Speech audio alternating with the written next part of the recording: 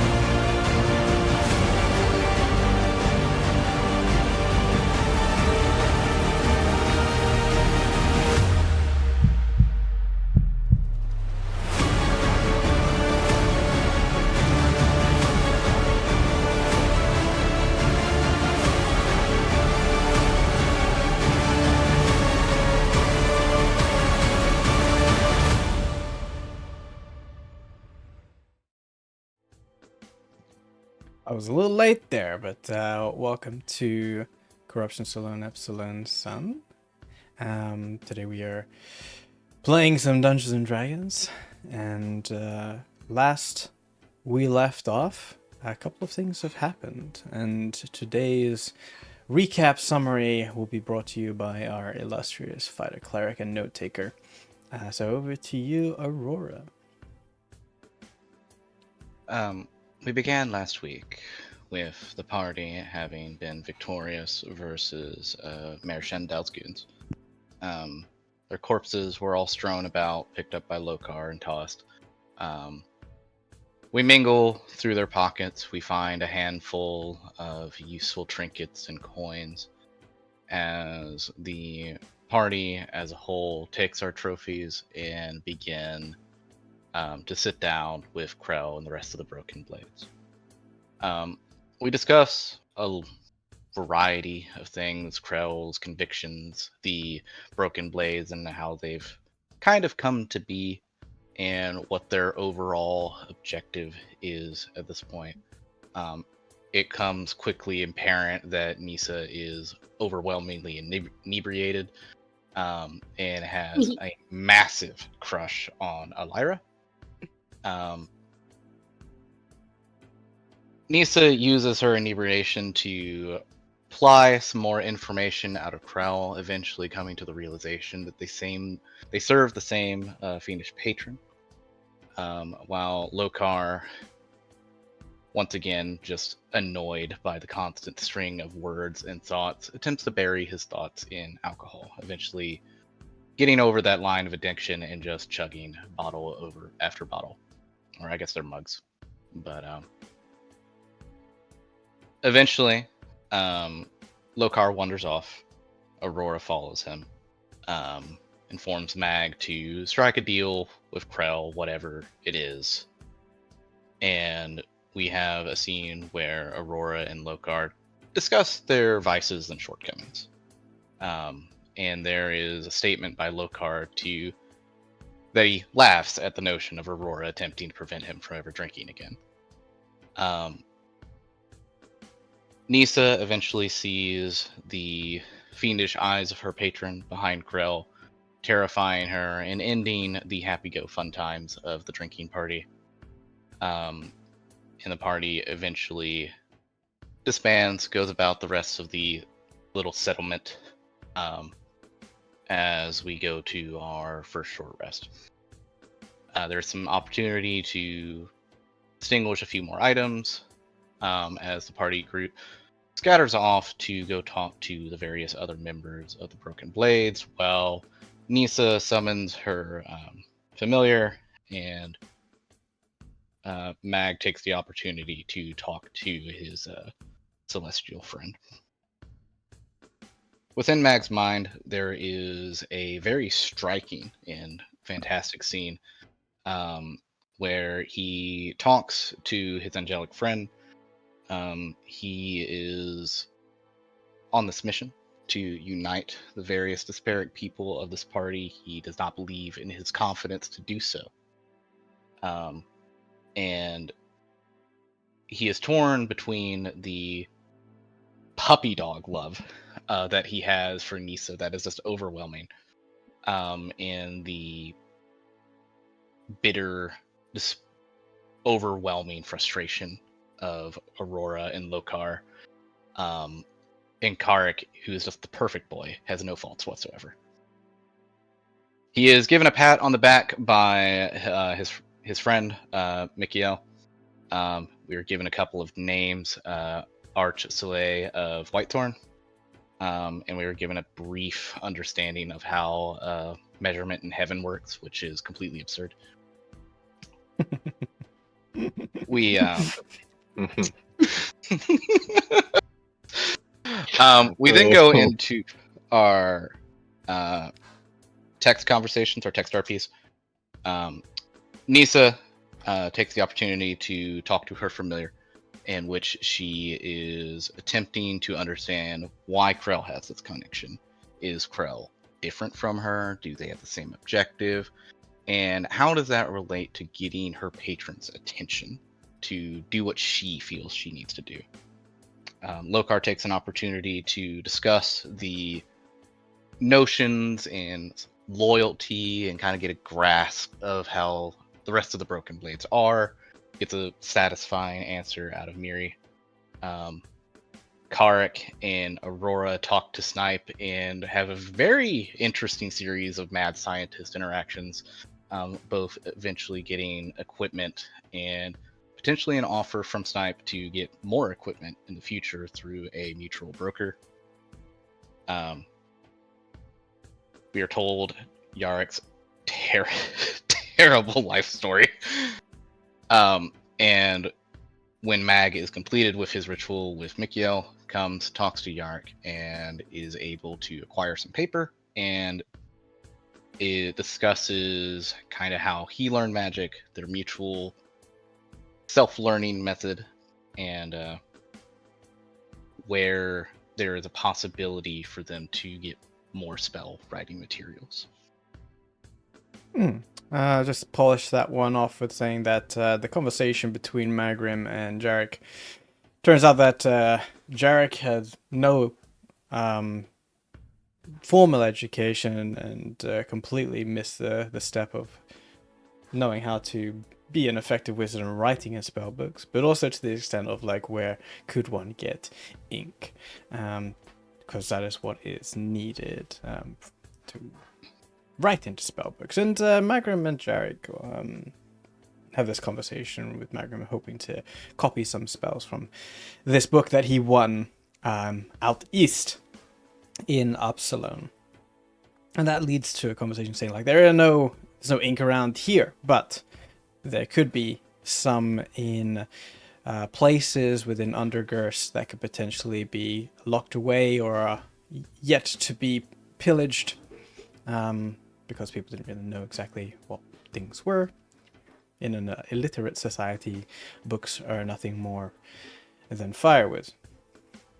We also have Nissa finishing up her conversation with Stinky, with a decision by Nissa to potentially want to have a one-on-one conversation with a patron in whom she struck a contract with to begin with, and learned that she has to get his attention, for lack of a better term, to have that conversation. Meanwhile, the rest of the other blades, including Magrum with Krell, they go over a certain plan, and this is where we will pick up on episode 33, with Krell marching down the stairs right as Nissa is coming along. So let me take you to that. Didn't do that properly. A second.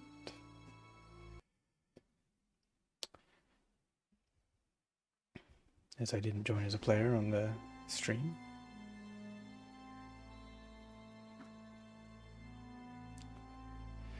Krell, with a couple of papers under his arm, leaves the discussion room nearby where Nissa is, and seeing you making a striding effort to go back into the base proper, he stops a few steps down the stairway and says, "Oh, well, hi. Didn't see you much. I was talking to your friend. I think we got a plan here. But you look you okay? I mean, I know things are as they are, but I didn't mean to come off like I was prying or anything like that. Like, it was just like it felt like we had some sort of mutual connection. And like, if you don't want to talk about it, I understand. It's okay. I was curious, you know? Has anyone ever told you you talk a lot? Yeah, constantly, nervous, actually. Are you nervous, Krell? No, Are you no. uneasy about something? I mean, I wouldn't say that I'm uneasy, other than the fact that I've got a plan here that potentially could see the end of a lot of my friends, and, you know, something that has been taking a while to put together, and I just don't want to... Okay, I'm nervous. I was actually gonna go up and ask my friends about that plan. Right. Well, if saw and heard interesting things, but I wanted to know what the fuss is about. And you can see that her smile is kind of like not completely genuine. Forced? Yeah, not forced, but she's kind of cynical. You can sense that like there's something off, like something else in her mind. In her mind? On her mind. On her mind. Krell gives a nod, almost as if he's thinking about something else. At this time he says, well, if you would be so kind, Xana's gonna do it just the same, but if you'd like to gather everyone into the common room over there, I think it's time to go over the plan, make sure everyone's, you know, all on board, and we have everything down before we head out, okay? We've been trying to do this for a while, so we don't want to miss our opportunity. If you guys are here, there's no time like the present, especially after we've taken out his number one guy. So it'll only be a matter of time before, you know, he's going to get suspicious, and we'd rather strike while the iron's hot. Just so happened we're a little bit ahead of schedule, no problem. I would just gather everyone, and we can talk about it. And okay, I'll do that. Xana comes to the top of the stairs, folds her arms, looking at you, and silently taking in your posture, your body language, and waits for you to pass as Krell hops down here, and he's going to go to the common room where the big table is and start laying out the papers. So I imagine I have to go through here. Yeah. To get to the upper level. Yeah. Okay. Yeah, from a three-dimensional perspective, there is space at the bottom of the stairs that you can pass by. Okay. Still, I'm gonna look at Xana and go, do you know him well? I owe him my life, as do we all. I trust him with my life. You'd be wise to trust yours with his too. With him too. Thanks. But I have entrusted others with more than my life, so I don't think I have much left to trust him with, I guess. But I will try. I will definitely try. She raises a single eyebrow at you with that curious phrasing. He says, "We're not here to be your parents. You do what you need to do. You'll soon realize that he's a man of his word." I'm hoping that you're right and that is true, because otherwise we're all dead, and we don't want that, do we? Ideally not. Mm-hmm. I'll go get everybody. I see he walks away with Stinky hopping behind her. Xana follows you down, and she's going to go the opposite way.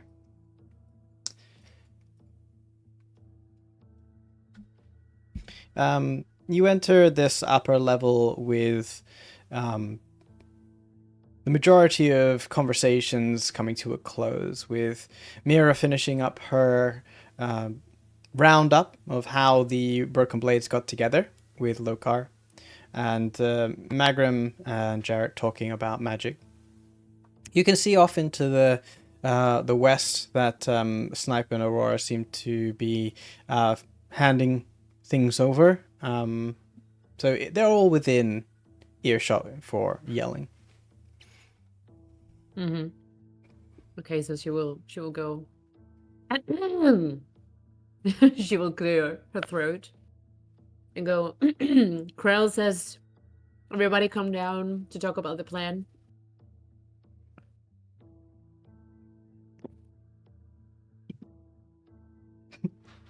All right. Hello. Oh, okay. You heard Tweedledee, Connor. We got a job to do. You got Stinky out? Sorry, You got Stinky out? I got Stinky out. Yeah. You want to say hi? No. Okay. Fair. Stinky gives you like a very stinky look, like beady little eyes and a Wow. furrowed brow. Yeah. Like turns his body full 180 away from you, sticks his butt up into the air, and trots out after Nissa.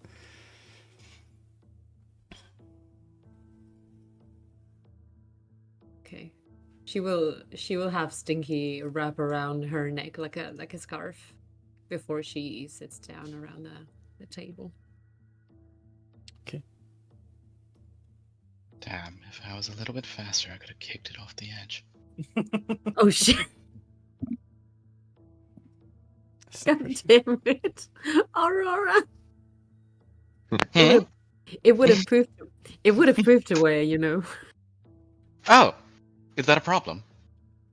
Yeah, because I would have to spend another hour summoning it back. I don't know if we need Stinky's help. Oh, we do. At least I do. He's good with moral support. You have all the moral support you need. He's standing right there. I don't know what you're talking about. All of us present now? I think we are. Number 5 attacking Stinky. Oh, no, no. Yeah, go for the rats. Owl Shoo, versus shoo. Weasel.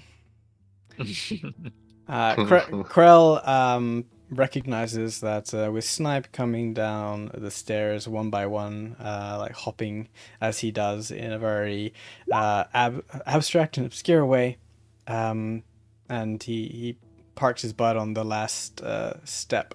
Krell does a nod and looks around to all of you with a map of the sorrows in a crudely drawn fashion on a relatively sizable piece of parchment that he has now laid down on the table in front of you all.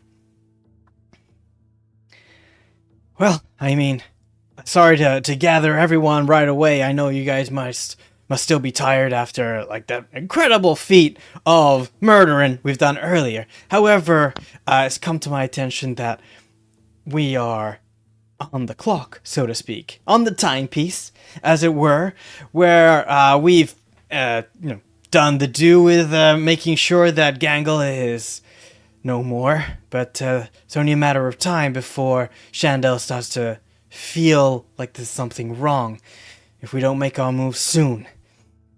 It's only a matter of time before he starts sending others out and certainly thinking something's up. The last thing we want to have is a whole bunch of other people coming looking for us and preventing us from what we need to do together. And he looks to the broken blades first before addressing you all. Friends, we've been together, some of us longer than others. You've all come here and stayed with me, knowing full well where I've come from and what I plan to do. We each have our own stories, and this one right now is mine. And I thank you all for your care and loyalty.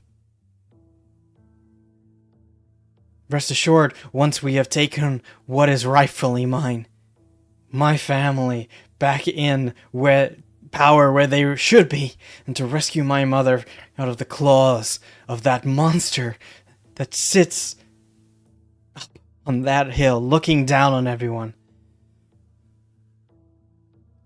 Once we take him out, things are gonna change. I promise. Or I'll die trying. The rest of the blades like pat their thighs or chests in a softened applause, with Brooke saying, "We follow Krell." Krell then looks to the rest of you who have had your time with various members of the Broken Blades and says, "Comes down to this. We had a plan. That was just going to be us, but with you here, like I said, things are going to be a little bit easier, at least with more people. Whether or not the plan is still how it should be, well, I give you the opportunity. If you're going to put your lives on the line for my sake and my friend's sake, you get a say. So, here's the plan." And he's going to gesture to it. Now, the details of this plan were mentioned in the chat channel between Magrim and Krell. A theory of like a 3-step approach. At least that was where the conversation finished. Krell suggests, along with the advice and discussion with Magrim, that 3 separate groups for this endeavor is the correct way to go, or at least to allow the best possible odds. The first group is a distraction group, something to pull as much muscle away from various places within the Sorrows to detract from anything and anyone having some form of position or post nearby the mayor's house. The second group is a deceptive group, one that could potentially lie to the mayor directly with a concept of some form of fake evidence that Krell has been killed as per the orders that you have accepted from the mayor. And the third sneaky group to sneak in round back or wherever to access the mayor's home to jump him with some form of surprise. Krell lays these potential steps for the plan and finally says, "So that's where we've gotten to. Sounds pretty good to me, but like I said, you've got a say in this. It was just me and my boy over here," gesturing to Magrim. "What do you think?"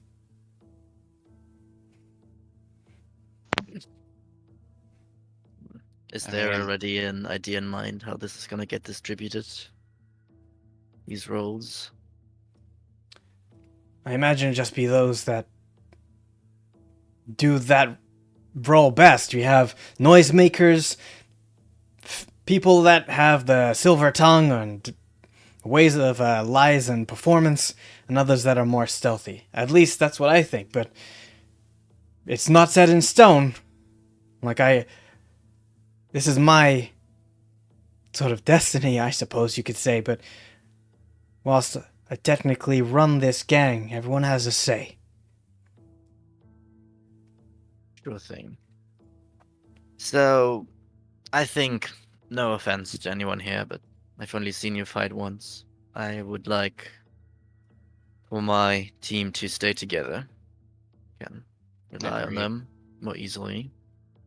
I don't know if that necessarily fits in the plan comfortably, but at least have our team nearby if push comes to shove. So I mean- don't think we will be on a team distraction, at least.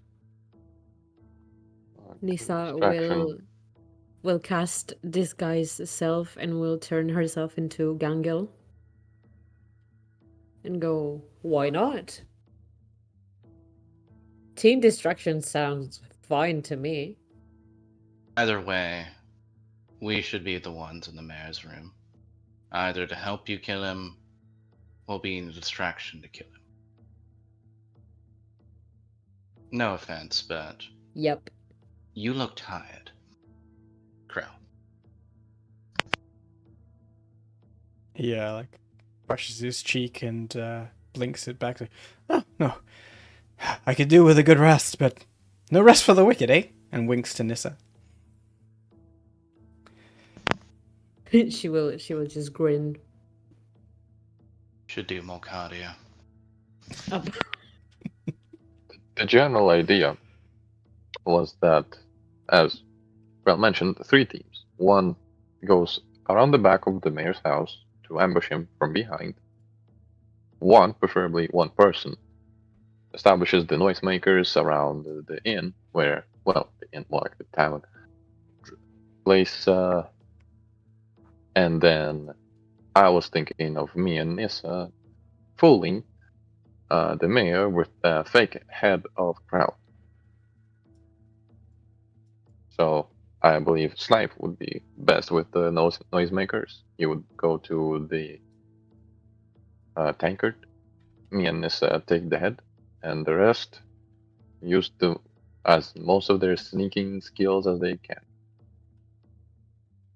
We don't know what his eighth thing is, right? Just that he has it in his manor He somewhere. does. Some magic He item. does. I also have a backup plan. Could work, could not. And I have a backup plan for that backup plan, so we'll see if that goes. I just don't want us to separate it when what ace comes up. I mean, if we're taking the credit for killing Crow, we're going to have to justify the rest of Gango's men not being around. Oh, we'll say that they died. Sure, but us Well- walking up on his manor completely Guys, fine. I can And- Oh, no. I can be Gangel. We could pretend that I have I'd captured rather you and you. that Nisa is I'd dead. rather. I'd rather you didn't took Gangel's guys. I don't think you can do his voice quite well. Huh. I take offense at that. Careful, I think she Mac. did good as Brooke, I have to say. The best thing to do is for me and for Nissa to appear wounded, and for us to come up to him and say that the rest of the gang are collecting the bodies of Gangel's squad that have sprung way too many traps and have put themselves on some sort of beast. We'll hash out the details with Nissa as we go. But Mhm. to every bit of a lie, a little bit of truth goes a long way. He looks at Nissa after saying that. Keep in mind that we wouldn't have known Gango and his men were following us. They may not have No, intended to but reveal we found themselves. their dead bodies. as we went back. Yeah, true enough. Let's just don't talk too much about it. Let's just make it seem as obvious as possible, so they don't ask too many questions. He's right. Just Yeah. don't go into Only- detail. It's not worth yeah. it. Only lies have that much detail, so if we could keep it vague, he'll probably believe it Anything can more happen easily. as long as you just say, "Well, we Yeah. fought.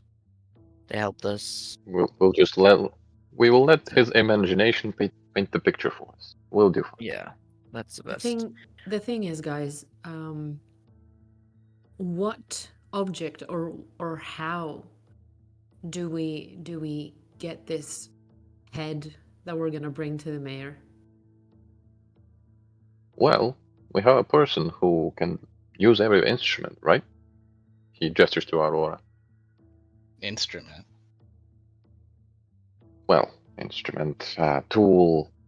What's the word? Disguise kit. That's the one. Sure. Certain that Grell, amongst your people, you have a disguise kit. I mean, making a model of his head wouldn't be too hard, I think.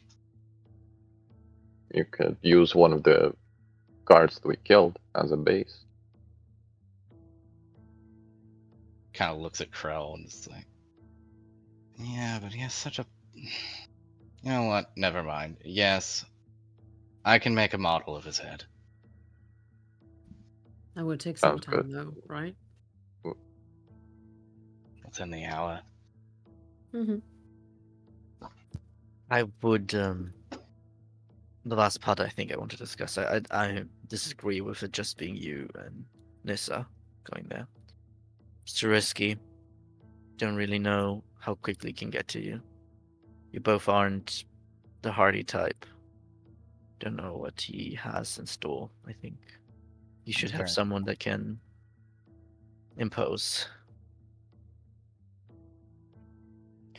Well, I think if we're gonna go based off of what people are good at, maybe it's best if Elira uses one of our acquired potions and shadows, for lack of a better term, you guys, and you just don't acknowledge she's there. No, sounds reasonable. I would be more comfortable if she was with us. Her safety is very important to me. But not for the reasons that you think. Elira? Oh, right. Because you are. Right. Yeah. Well, I mean, it's up to you guys. Like, I think, sure. Those that are less sneaky or deceptive of us should be those that form Team Noise. The troublemakers causing as much ruckus down in the hollow tankard. Try and pull as many of those guards away as we can. And I think if we have, like, Brooke, Snipe, Tug, Jarek, and Xana, well, I mean, that's more than enough on our side to cause a disturbance of a sizable amount. Because if it's just one or two of us, what are they going to do? They don't care. We need to make a decent scene. That leaves Elira, myself, and Mira. So it's a question of, if that's the case, who goes where? Well, No. Krell, it's your home, right? You know the way in the back. You and Mira are the infiltration. The rest of us just walk up on the mayor and deliver your head. You want to support backside Aurora? Sneak in also. I could. So then the story is that Gangal lost a couple of men. You lost Aurora in the pursuit of slaying me. Of course, makes sense. I would have put up quite a fight. I'm sure one of you would have gone down. Yeah, the rest of your troop, fled to the Sorrows and is now making noise right there. Right, We right. thought we just wanted to collect and move on because we don't care. Yeah, they're doing whatever Yeah. they can to rebel because they're so grief-stricken about losing me. And this is their last-ditch effort to do something, but without a coordinated head, of course. They're just scattered. Make sense? Sure. Sure, yeah. Whatever you ask of us, we will answer. It's good enough. Good job. You'll Mac. believe it. Yeah. Without you, this wouldn't be possible at all. Not. Which for you. team should I go with? I'm not real good at, so I guess. Loka, Karek, Nisa, and Mag just walk up to the mayor. I'll go with Krell and Mira. Jarek, don't you have a spell of sneakiness? Bell of sneakiness. I don't. Not today, maybe. Ah, not today. I'll have to What think The is- about it. stars are not aligned.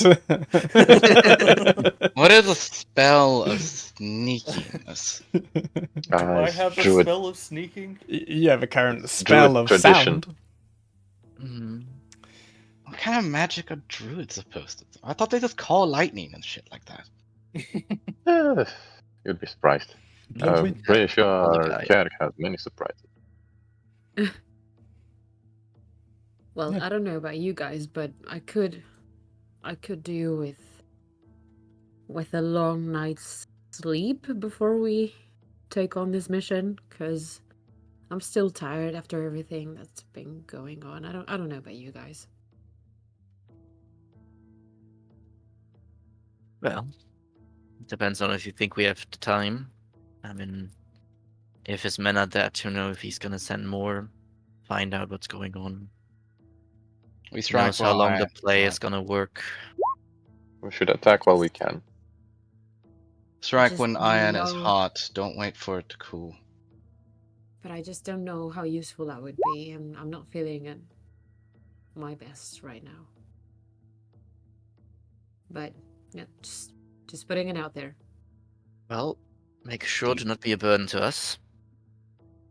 Thank you, Lokar. Uh, I love you too. Tug will look over to you and I say, mean, "Is there something more I can do? You look kind of okay. Is there somewhere I can't see?" If you could try to heal her, maybe. She will get up and move towards him and kind of roll up her sleeve and show him Wait, her wait. skin. Let's go into the other room. We don't want to distract Krell. All right. Sticky? Oh my god.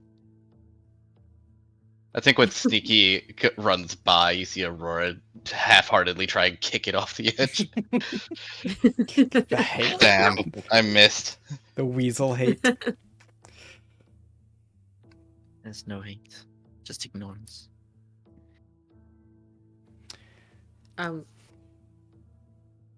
Well, if we're gonna continue with this, Nisa will roll up her sleeve and show him her skin and the way it's kind of moving and go, "This hurts." I'm gonna. Been going on for a while. 1 second. Mhm. Oh god. He visibly cringes at the sight of it, despite his attempts to prevent that, to give you a reassurance. And he looks at it with a degree of concern and wonder. And he's far shorter than you are, being a halfling. His Oh, yeah. face is more or less level with your sort of kidney side area, and he gets closer to it. He goes with one finger like lifted to like about to poke it. You can see like your something moves underneath your skin ever so slowly, and he goes, "What is it?" I think it's something bad. I think you're You right. see, a while back we were. It's a long story. I won't bore you with it, but we were in some iron mines, and we encountered something deep in the mines that had these kind of tentacles. One of those tentacles or kind of vines, I don't know what they were, wrapped around me and left this mark. And since then, I have been feeling like shit. Okay, right. I'll do my best. And he rubs his hands together first to warm them up, and he blows on his fingertips, and he says a few words in Druidic, and traces a few signs in front of him, and his fingertips light up slightly green. And he touches you as he casts Lesser Restoration. Oh, And as his fingers touch this diseased flesh, this sort of withering skin, the creatures underneath your skin do not seem disturbed by this in the slightest. And you look down at what his fingers are doing, and as the spell ends, his look of concern gravely increases. And he says, "You know, I thought that would work." it's You sh- okay. Performance issues are very common. He looks up to you with like a one eyebrow raised, like, huh? And says, No, I'm just joking with you.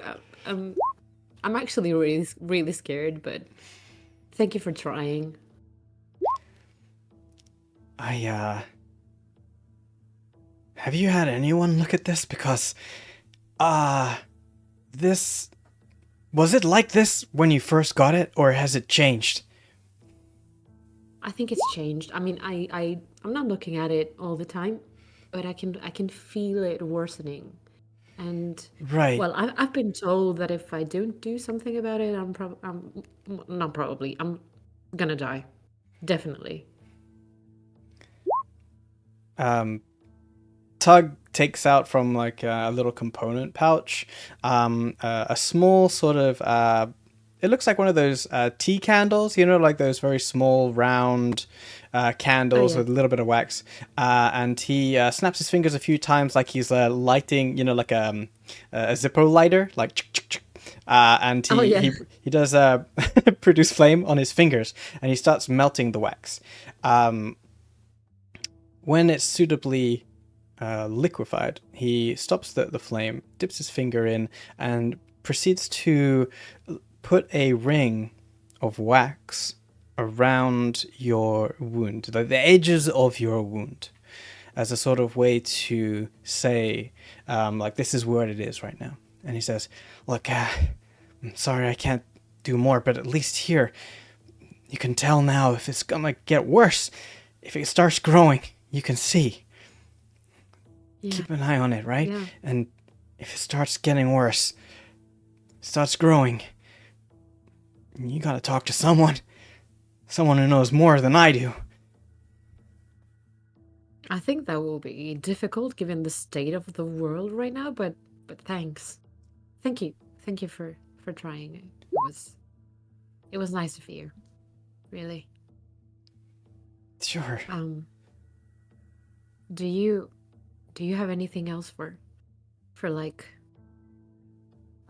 you know, normal wounds, the ones that you sustain in battle? Oh, you've got more? He looks you over. I am at 26 HP. Okay, so you got like bumps and bruises and scrapes and a few wounds, and he goes, "Oh, right, sure. Yeah. Well, I want to try and keep. Well, I'm on Team Noise apparently, so sure." And he will use his last second level spell slot on Cure Wounds for you. Thank you. I'm sorry. And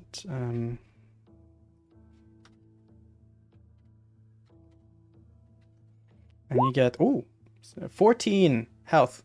As his fingertips glow that green slightly, and he like rubs a few of the scrapes and wounds off, like he's almost buffing out a dent in a car. It's like, yeah, that'll come out, and like licks one of his thumbs. He's like, yeah, that's out of here.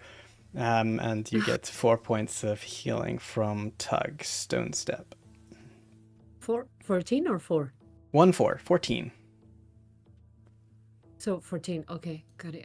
She's doing so much better now. You can see her like sighing and going, "Well, that feels good. Thank you. Yeah. I'm much better now. Thank you." Finally, before you go back, Tug returns to his component pouch, and he brings out an acorn. And he holds Bilbo it. core. What? Bilbo core. Bilbo core? He gives it to you and says, This was from where my circle thrive. I haven't seen them for a long time, but if you were to plant this, if you were in real desperate need, like if you're about to literally burst open, if something is really bad, maybe you can, who knows? They gave it to me saying before I left, saying I can always return home with this.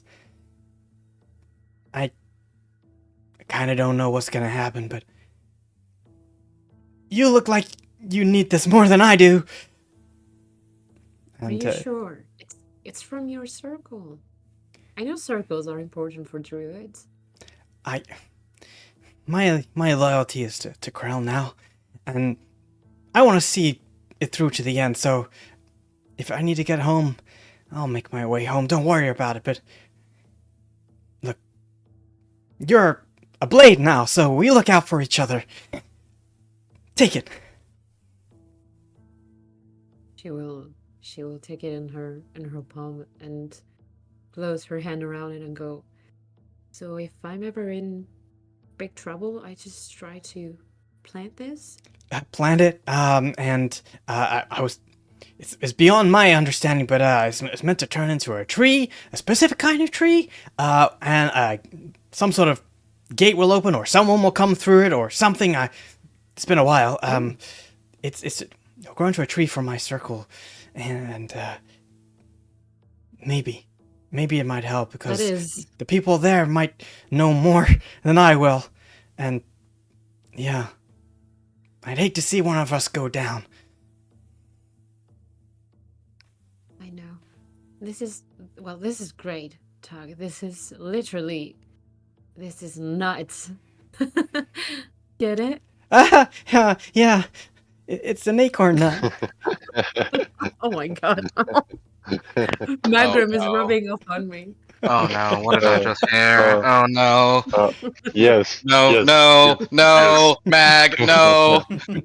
Yes. I am having an You're bad influence. enough, Mag. I'm going over here. I can't. No. Cringe retreat.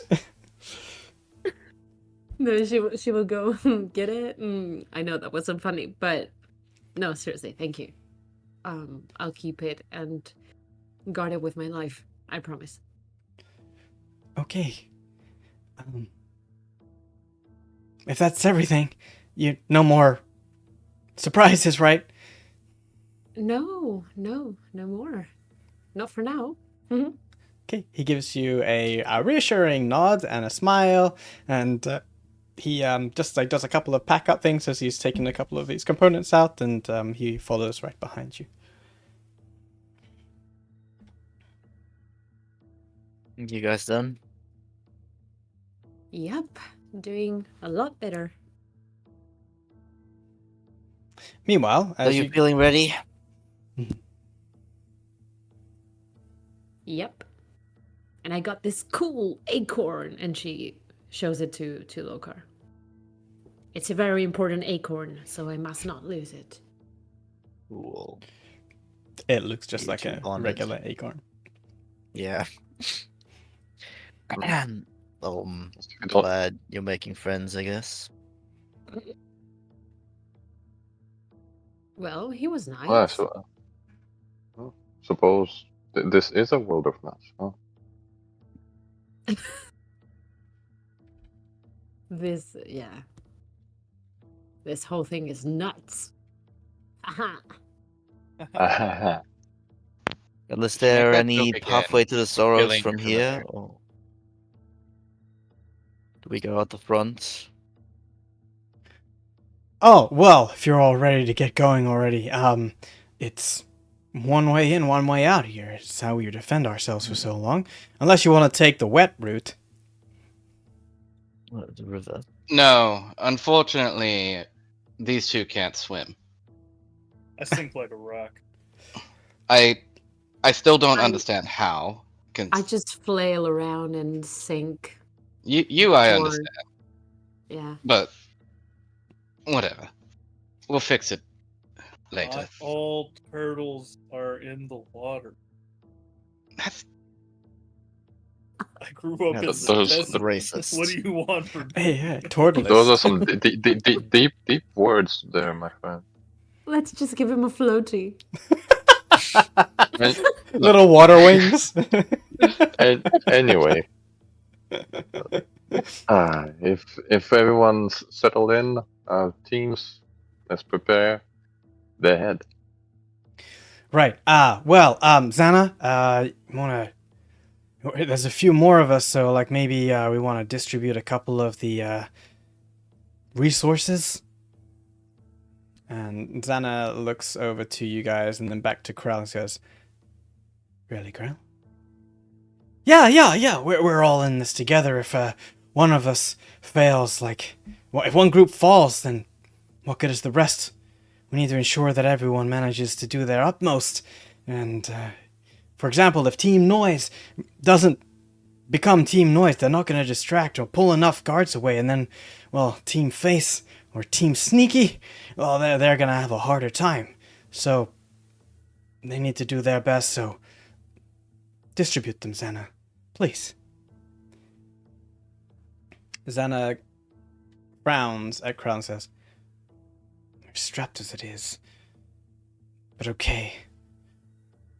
And Xana is going to go to like a crate over here, and she opens up the lid, and you can nothing anyone's really closer, and she starts to pull out a few potions, and healer's kits, some rope, various resources for a heist. She will put on the table in front of you 4 regular healing potions that seem to be in dirty glass bottles. And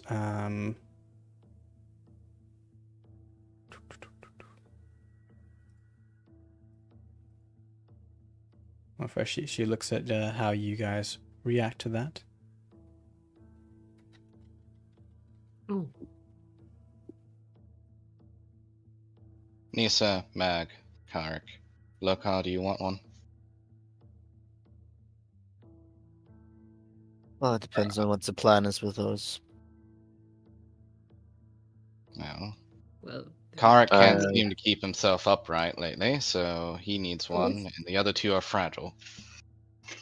I have am 2 not- potions. I'd be so Fragile. mean about it. It is a statement. we love your honesty. Take one.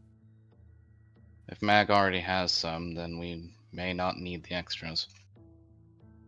I'll take it and keep it. Well, are they meant for us, Krell, or for all the teams? What's the plan here? Oh no.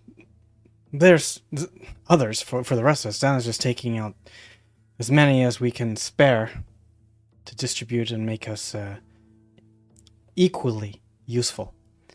And a couple of other potions get put down on the table. They are a Make sure everyone has. grayish sort of potion that swirls ever so slightly with this metallic sparkles. The potion, sorry, it's just a regular potion of healing, right? Yeah, 4 regular Do we have- potions of yeah, healing. okay. So I'll say everyone should have one. Yeah. Yeah, Mag apparently has 2 still, so the rest of us get 1. And Okay, cool. I'll just add it to my Mm. inventory. Do that. the 2 other grey potions are labeled as Potion of Resistance. And when drunk, grants a creature resistance to 1 type of damage for 1 hour. Mm. Like One says a- bludgeoning, one says piercing. I don't need that. Immediately look at Karek. Oh, yeah, okay. I'm Anybody have a resistant. preference on the other one? I don't.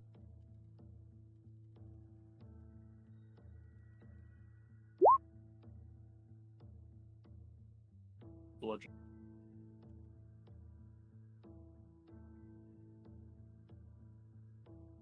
And then there are 2 times ropes.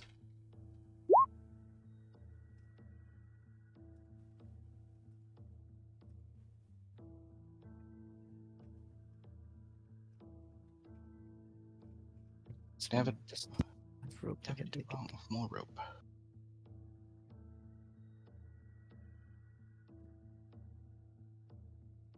And 1 times potion of animal friendship. Ooh, most important one. Yeah.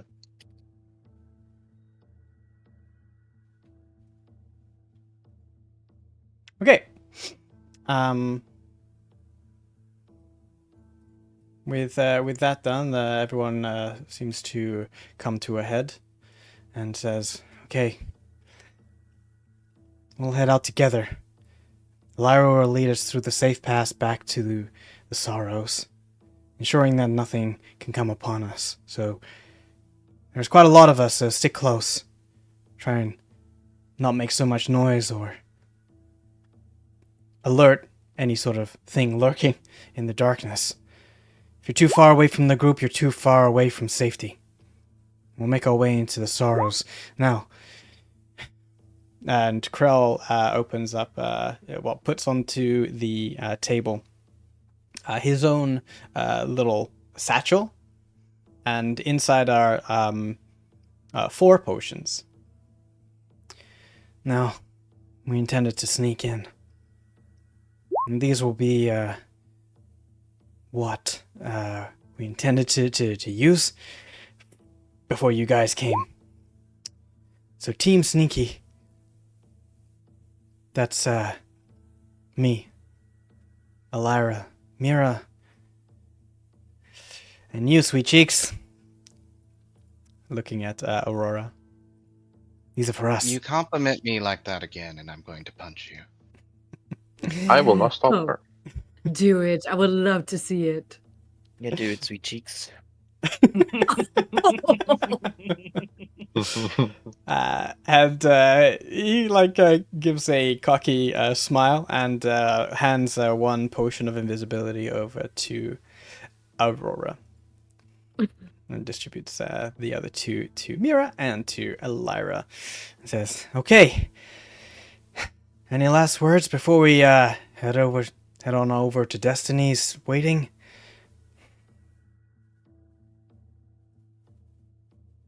Good talk. Well, good luck, I suppose, to everyone.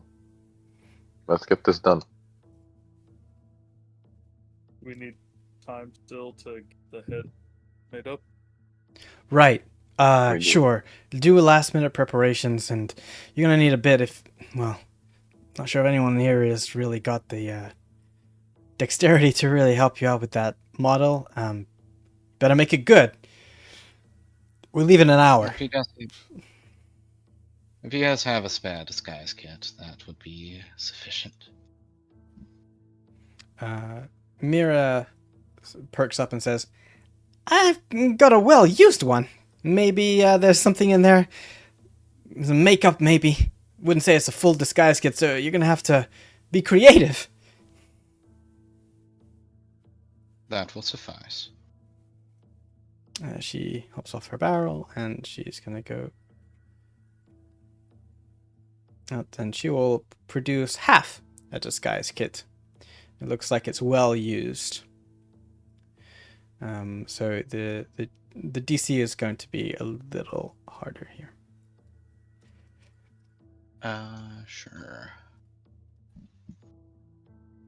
So an hour, Krell says, and everyone nods and goes about their ways, collecting their things. And you can see Brooke is sharpening his axe, and Jarek is like looking in his book and trying to memorize things a little bit more. People are just going about their business, collecting personal effects, and they're distributing around.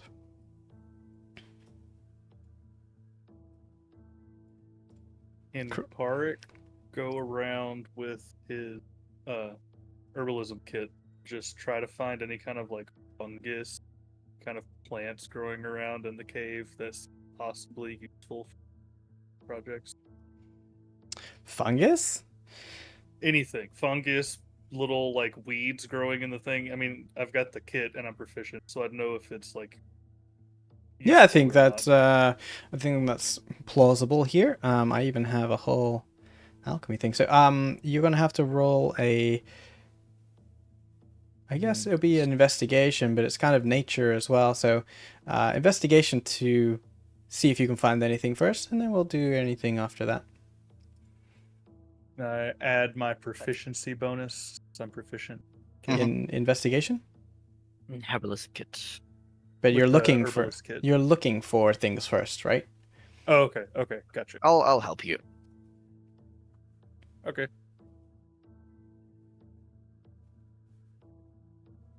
Oof, not great. I mean, it It's makes an sense. active check, right? It's an active check. Well, I mean, he's away from you guys, so like he's doing this on his own accord. Like, Well, he has guidance or for he's himself. That's what I'm asking. it's more like a longer term thing. It's not like a 1 minute thing. It's more he is actively looking over the course of an hour to find some sort of vegetation. Now the dice actually make sense because like you're underground, there's a little bit of water, there's potentially some things, but on the whole you're still kind of in the desert. Whether or Yeah. not there be vegetation here and there is difficult to find. So there's only a little bit of water here, and on the whole the area of the Broken Blades hideout has been heavily used for storage and movement and such. So there's no light here for things to grow. Sure, mushrooms and lychees and mosses and stuff don't need so much light, but you don't find anything available to you right here. Okay. You find fresh water though.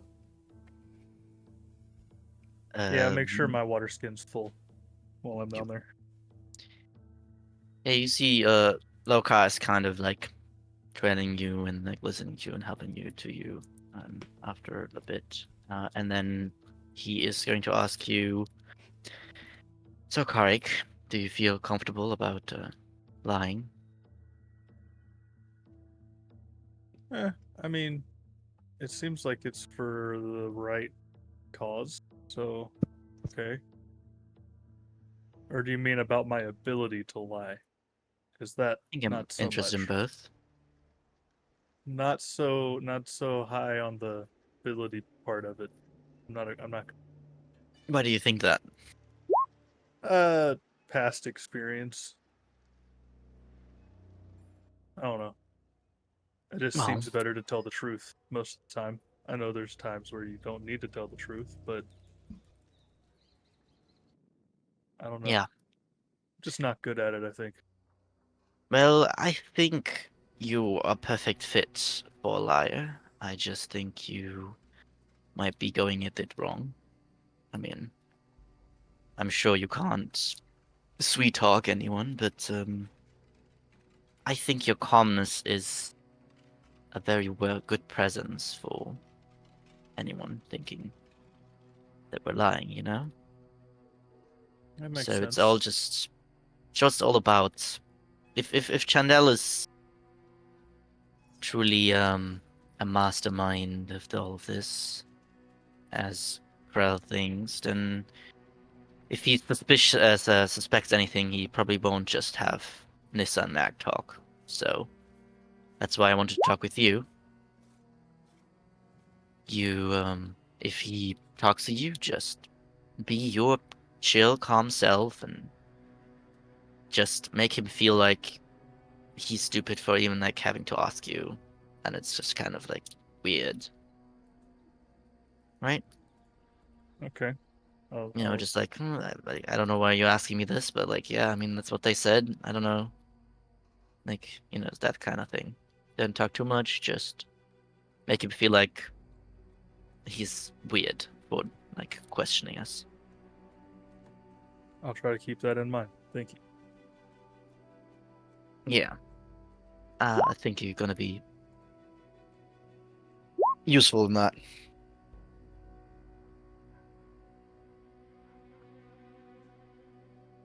And he just continues to fill out of his water skin. It's probably about time to head back. Probably getting ready to go anyway. Sounds good. Sorry that you couldn't find any mushrooms. There's not really a lot down here. I wasn't expecting to find much, but Makes sense. maybe on the way back.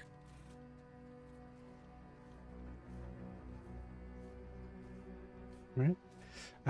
Magram, Aurora, anything you guys are doing in the final hour? Well, you're creating, right? You're being creative. So we're gonna have to roll our disguise kit slash, paper mache situation, unless you're gonna be using the head of one of the mayor's men as a base. What's the story here, guys? I'm curious. How depraved are we going? We're gonna go take a head from one of the men, the one that looks mostly human. And then we're gonna use the half of the disguise kit. We have like spare alcohol and stuff that we can use to like help set for the being able to actually like ply a base and everything.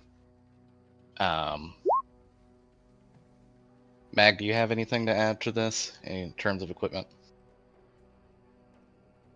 Well, just ink and paper Just ink and incense. and incense. Yeah, but like I can make some vinegar and I can use like beer to like properly set the base and everything, but the rest of it will just be the disguise kit from. Wait, where are you getting the vinegar and beer from? I can make vinegar from the alchemy jug, and beer is part of the brewer's kit. You already used the alchemy jug this day Have I used the with jug? Lokar. Oh, You could have given me like your normal water skin water, but you decided to. Oh, true. That's what he Okay, said. never mind then. And you can I only forgot change about it that. once every day. You can't change it at will. Yeah. Oh well. I mean, Malcolm can give you some paper for you to sketch out the work. You Have could. a better idea before. We have multiple heads, by the way. If I fuck up on the first one, I got spared. Yeah. It Those works as might. well. I'm not sure on the rules on the brewer's kit, but Jarek will provide you a small bag of flour.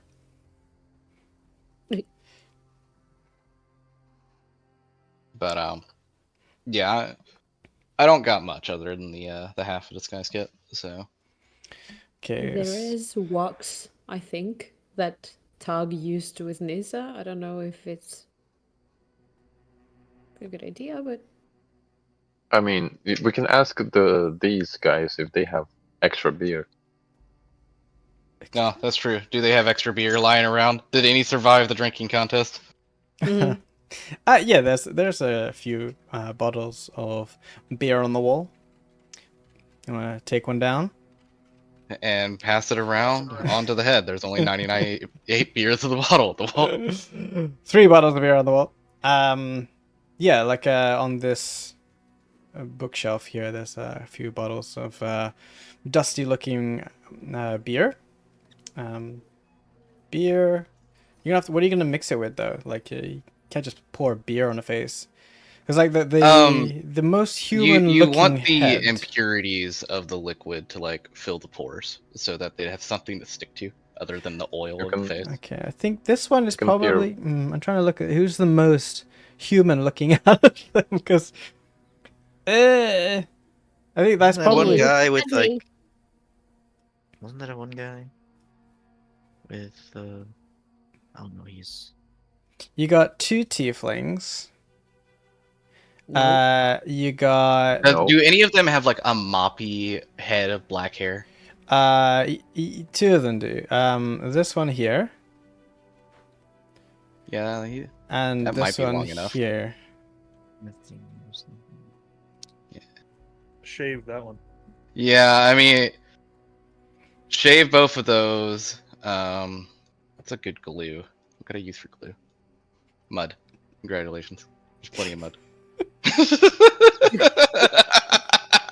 You can also grab the half orc and trim his fangs. You know, his Sure, tusks. you're just performing like Oh, dentistry bone on meal. the Actually, dead. bone meal's a good point. Bone meal's sticky, so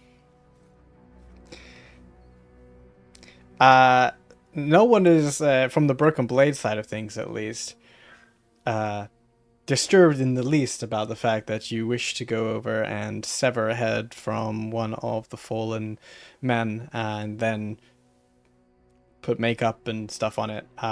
It's freaking weird, but if that's what you want to do, run me through exactly, like, step by step, like, what are you actually gonna do? You're gonna sever the head, you're gonna shave the head. okay. So I got. We're taking the orc guy because he's the most human looking. I guess we're gonna. Uh-huh. I don't know, like cut off the tips of his ears, Okay. so that it looks more human, right? We're gonna shave the 2 moppy-headed black guys. We're gonna get a little bit of bone meal and mud, which is a very sticky kind of like paste. We're gonna slap that on into like some sort of mop head. And then we'll use like the excess beer and stuff on his face to like, cause beer when it dries out, the sugar makes it sticky. Sure. And we'll use that to hold the makeup, and we will make as close to Krell as we can. I guess I need Krell to be relatively close by when I get to that point. I mean, he is close by, slightly disgusted by what you're doing, and he says, remind me, first off, sorry for calling you sweet cheeks. That's pretty messed up. I get what you're going for. I guess I thought you'd just maybe, I don't know, use a ball or something, but, a severed orc head shaped to look like mine, that's another level. Look, I guess all you really need to do is distract them long enough, right? So the fact that you're carrying a head, and sure, you can make it a little bit brighter skin to make it look like me, because ultimately you just need to give them a flash. It's still gonna be a bit of a stretch, but let me see how well you do. Let's see. He watches you try and put together this severed head disguise. So let's do our roll for that. Roll for head. Right? A roll for head. Roll for head. Would you allow guidance on this one? Because this is going to take a little bit longer. There are parts where you can, give yourself guidance, where like making it sticky and stuff, and certainly making it Like you don't need guidance necessary to shave it or cut it off. Like that's just time, right? The guidance potentially would be like, okay, you have to put some sort of makeup on him, as well as ensure like the whole arrangement looks more human. The cadaver head, let's call it at this point, when all said and done, is as best that you possibly could technically have done. Maybe a few things here and there, you're lacking tools, and the fact that you're using an orc head over a human head is enough to make it difficult in the slightest. So, whether or not it will work is one thing, but you feel like you have done your best possible job. I mean, it's close enough. Put it in a knapsack. Don't let him look at it too long. Right. I mean, ultimately, you're here because you were sent here, right? I mean, if you're coming back with a head like all proud and whatnot, I think that's what's probably going to sell it more than potentially that. But at least you got something, right? Maybe don't just like dangle it in front of everyone. Maybe like here, and he throws you a burlap sack. Maybe you might need that. What? Seeing your own head severed off give you the uncomfortable heebie-jeebies? I mean, it's less about the head. Like I've done my fair share of, carving monsters and whatnot. But the way that you play with it and make it look like it's me, it's a little bit freaky, even for my standards. So it's not about like you putting it in the bag. It's not just for me. I swear, it's you did a good job. But I mean, at least make it look pretty. I mean, I'm a pretty guy, right? He's ugly. I'm not playing with the head. I'm performing a task. And no, you're not pretty. Ooh, sick burn. His personal charisma like looks at you, it like burns, strong within him, and he goes, "I know you're just saying that. Don't worry, I get that a lot." Jasper has a better chance with me than you do. I have no idea who that is, but well, you're saying there's a chance. Meanwhile, Maybe I should just be gay. He's just pretty. Oh, careful now. Meanwhile, Nissa has ventured around the side there and up a couple of stairs to find Snipe packing various contraptions and inventions into backpacks and sacks. He is gentle and cautious in some regard. Others he just tosses without much thought into the sacks. And you hear clanks and clinks as they sort of flop on top of each other and making noise.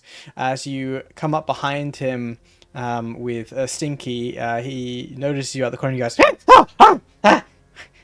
why does everyone keep doing that? Don't you know these things are very volatile things here. Oh, yeah, sorry. I guess I should have called out before walking in. Yeah. Maybe you should.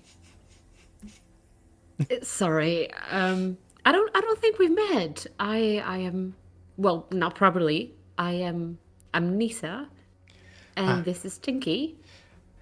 Snipe! I'm Snipe! Sorry, I did see you earlier. You seem to be having a wonderful time with the alcohol and the drinking and the whatnot. The drinking makes me kind of jittery, and I'd rather stay perfectly calm. Yeah. Yeah, because I get that. I just needed that moment to kind of loosen up. We've been through a lot to get here, as you know. But I imagine you don't want to get too jittery because of the things that you normally handle, right? Because I saw you earlier with my friends playing with something that looked very fun. Yeah. I mean, they seem very curious, and I've been working on some things, right? So they were well. They were kind of nice, you know. As far as people go, they're kind of nice. But it makes me kind of feel all warm and fuzzy when people take an interest in what I find a passion about, you know. Yeah. Yeah. I know what you mean, totally. And you know what? I would love to hear more about that black powder that Aurora just made it, made explode with her hands. Because I loved that. Oh, I would love to get some if you have some to spare, you know? well, everything is for the plan. I've given your friend, Fire Girl. I gave her everything I could spare. So you're gonna have to play Oh. nice and share. Okay. That sounds good. I'll just talk to her then. But potentially, how much would you say would be enough to, I don't know, blow up a whole house? He stops like Or a few houses? I don't know. We're talking about. I'm bad at measurements, you know? He's been jittery the whole time that you've been speaking to him, but the moment you say you want to blow up a few houses, the jittery stops, at least for a moment. And he looks at you, and his eyes grow wider, almost to the size of saucers. And his, as he's doing so, his grin slowly increases to show his jagged teeth, and a couple are missing, and one's chipped. Oh, God. And he goes, that's a lot of powder. I'm sure I could probably, eventually find enough. That's a lot. You got gold for it? I mean, right now it's a little bit, kind of too close to the fact that we're about to leave. You're not thinking about like blowing up the sorrows, right? Oh, no. No, of course not. I'm thinking of something else. Right, as long as it's not down here where there's like, a lot of things that could catch on fire. I told your friend before, like, if it's okay, small amount of powder compacted ever so is fine, but anything bigger, well, we're talking devastation, and I'd rather not do that. No, Krell's told me off enough times. But look, I told her, and I'll tell you the same thing. Find your way to Laska. She's got the majority of my stock, okay? And she's sometimes in Whirl, she's sometimes in Lost Haven, sometimes she makes it to the surface, alright? So, like, Laska, half-orc, red hair, eye patch, can't miss her if you're looking in the circles. Try the black markets! Yeah, I think I heard. Yeah. Okay, we'll find her, and I'll talk to her, and I'll make sure to tell her how good advice you gave me. I'll put in a good word for you. Sure. And if it's near and by, and I come to hear of it, you come back to see me and tell me that you use my invention to do what you're doing. I'll give you a discount. Well, I don't know if I'll be able to come back if I ever manage to do what I want to do, but I'll try. That's Sure. the most I can do. I'm talking about surface stuff. So, Surface stuff. Yeah. Surface. Sorry. I mean, sure. Yeah. I gave all I can. Sorry. I mean, it sounds exciting.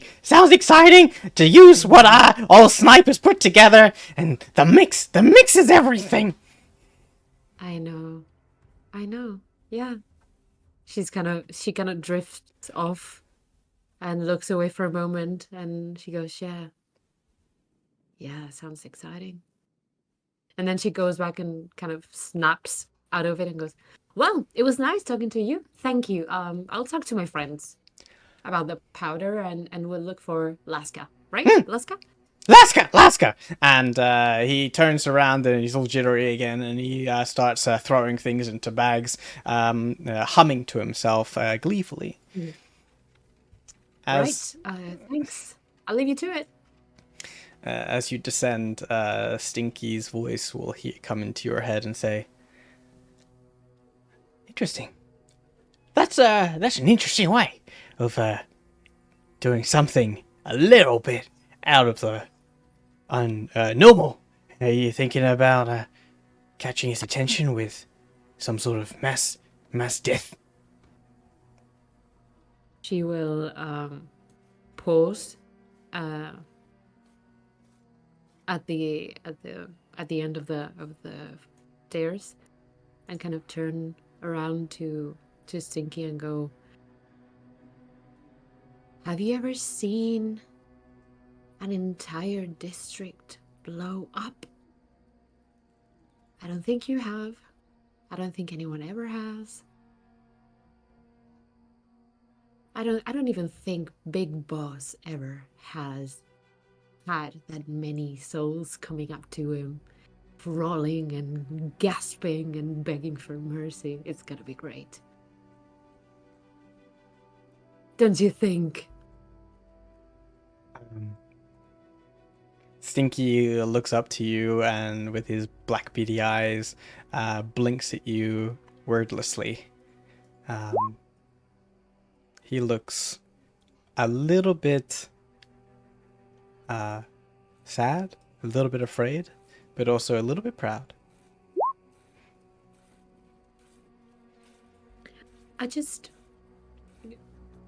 Are you?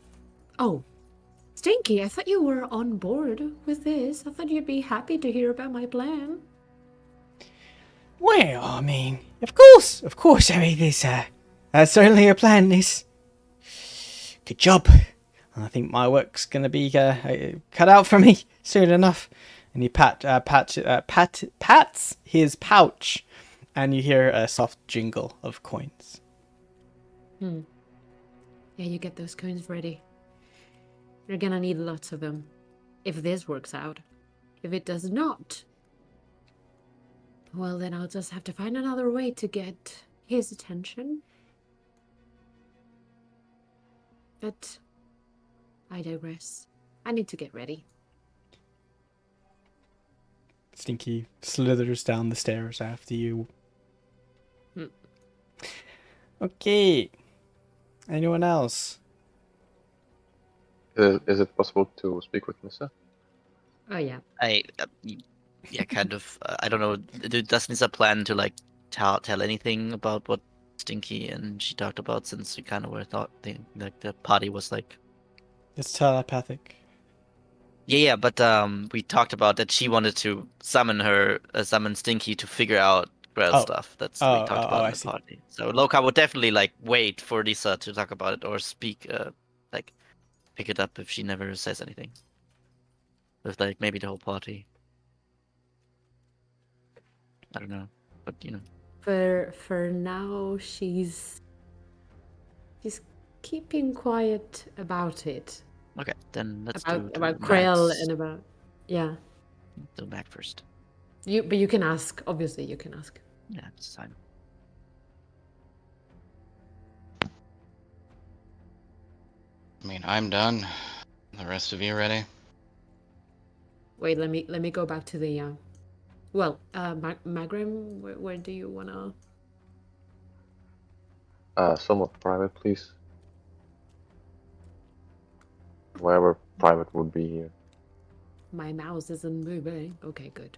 Uh, How about you could find a down spot there somewhere. where I summoned Stinky? Sure. Wait, let me. I lost him. Ah, where is him? Okay. Okay.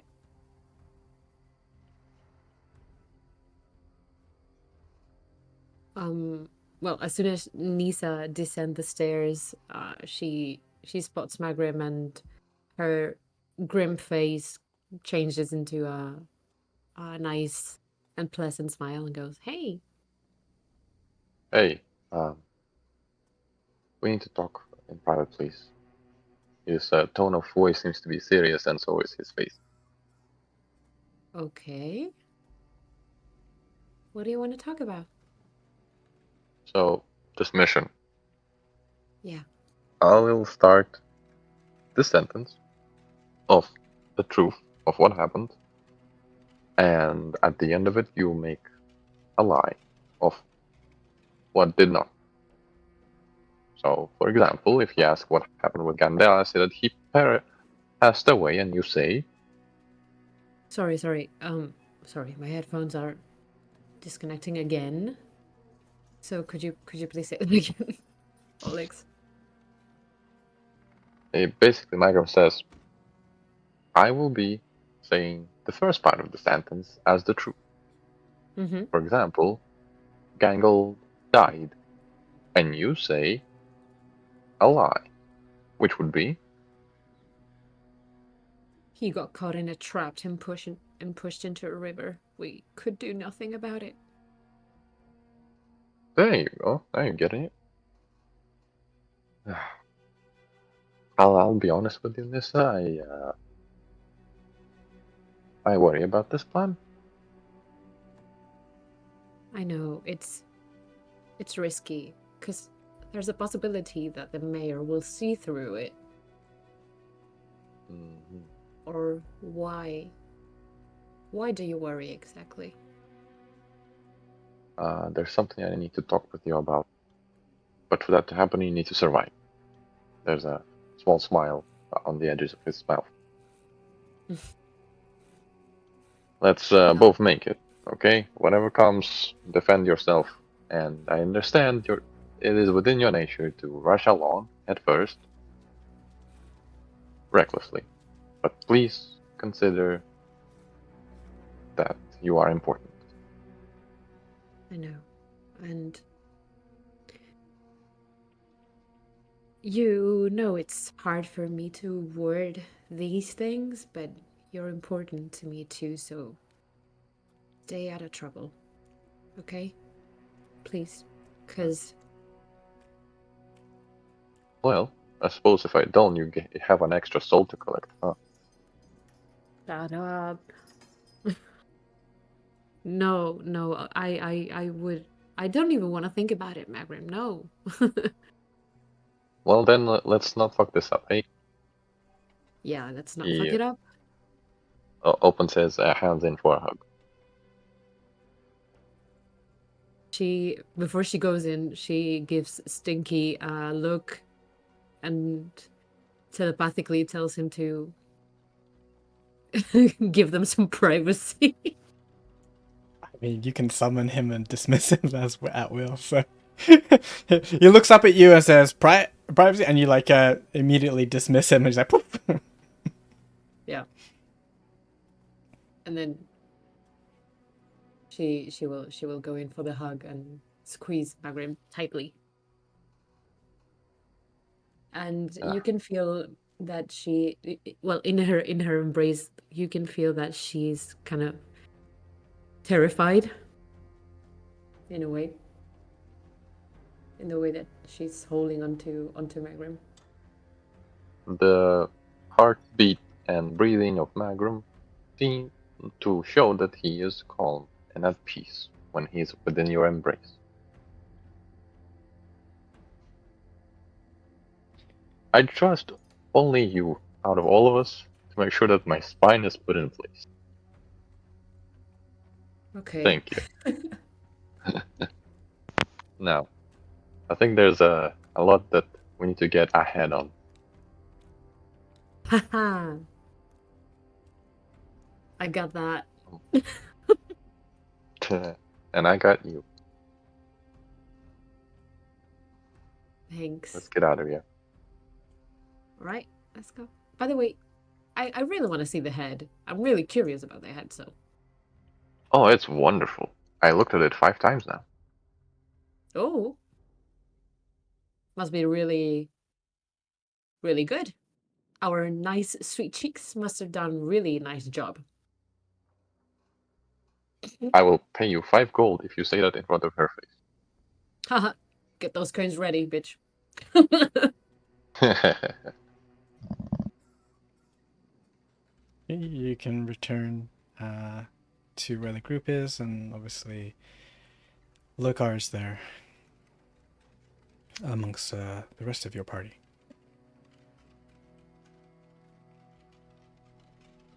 Yeah. I mean, I think when it comes to like, it seems to go to the end of the hour and we're ready to leave, and Nissa still hasn't spoken up about her talk with Stinky. Loka's gonna probably approach her, and Nissa, have Oh, hi. you've talked to Stinky, right? Oh, yes. Yes, I have, and I asked about Krell and I's employer. Mm-hmm. And You apparently he is he's quite good at what he does. I mean, Stinky wouldn't tell me much, as Oh. you know. What did he but- tell? Sorry? What did he say? Did he tell you? He didn't confirm whether, well, the eyes that I saw over Krill's shoulder were our patron's eyes, or I don't. He didn't really say. But what he told me is that Grell got his pact or his deal and is fulfilling it very, you know, what's the word?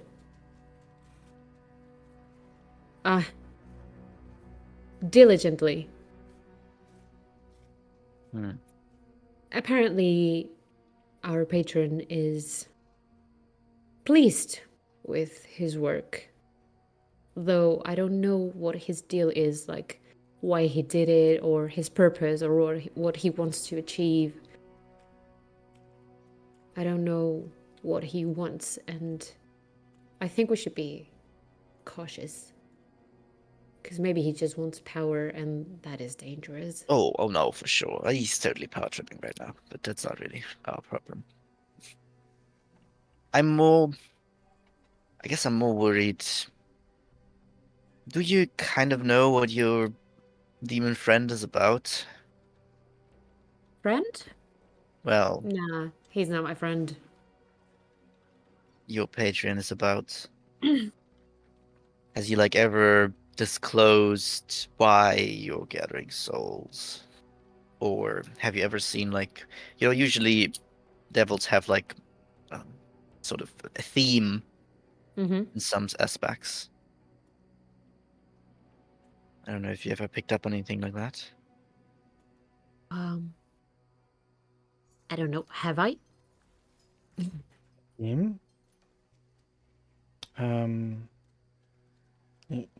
Theme is your contract, right? You signed a contract with your patron. Mm-hmm.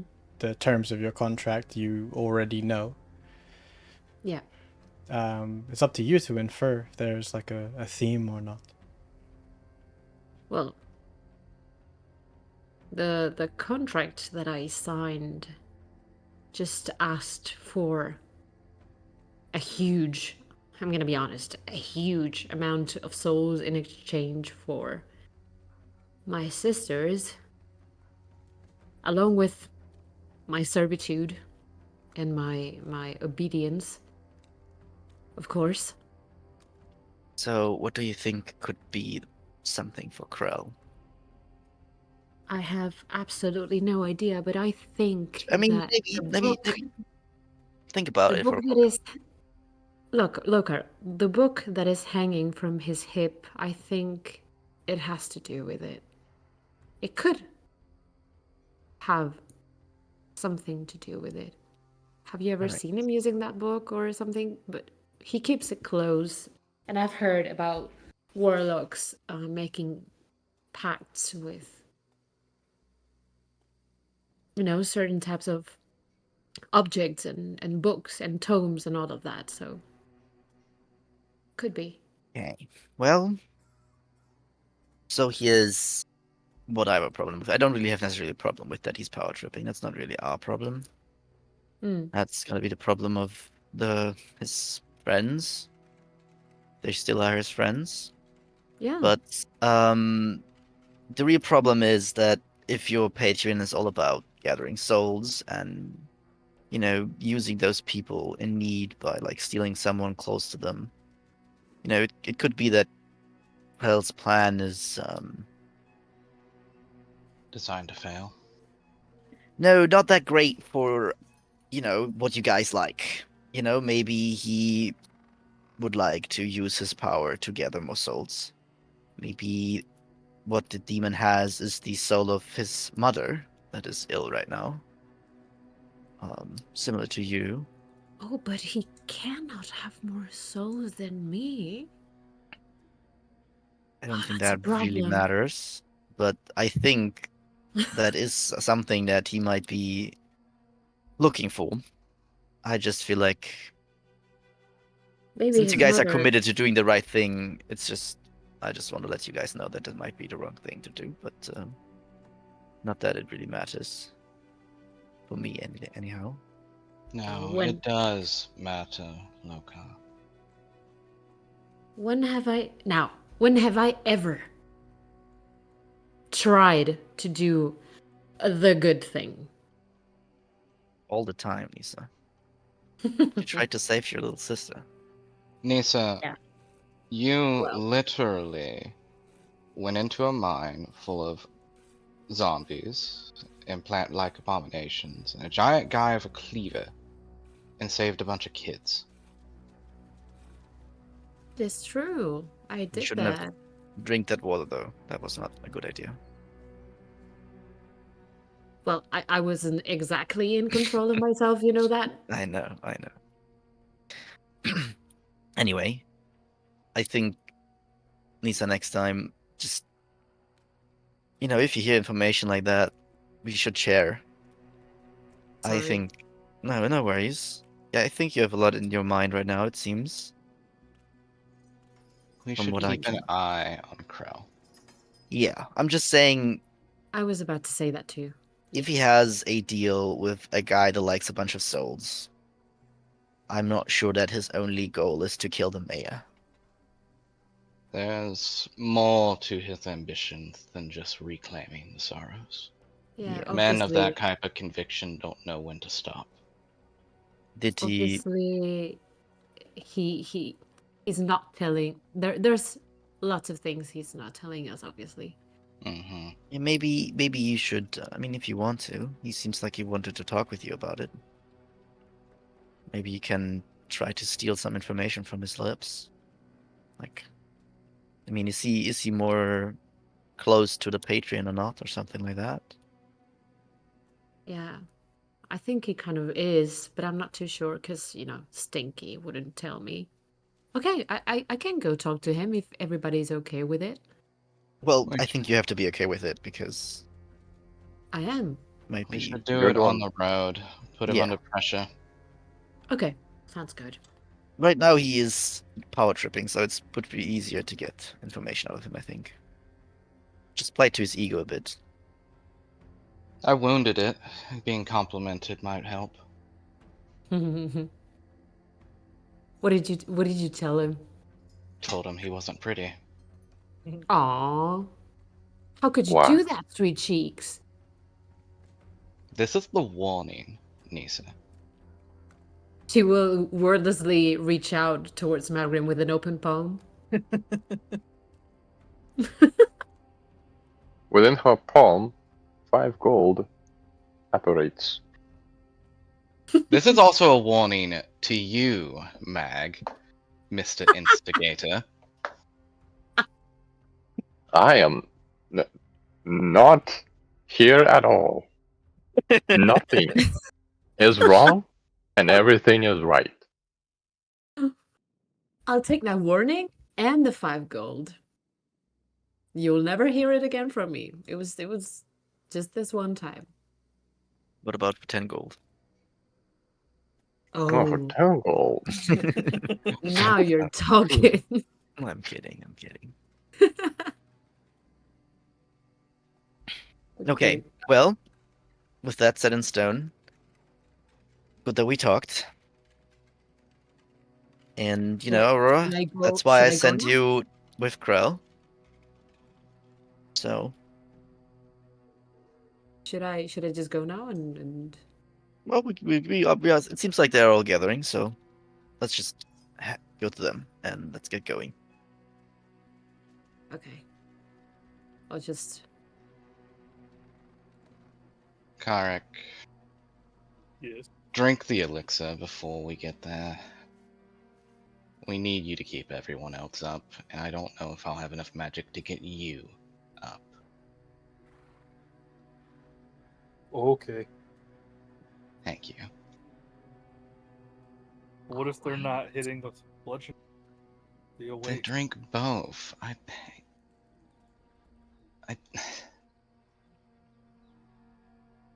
I'll drink it. Let's go.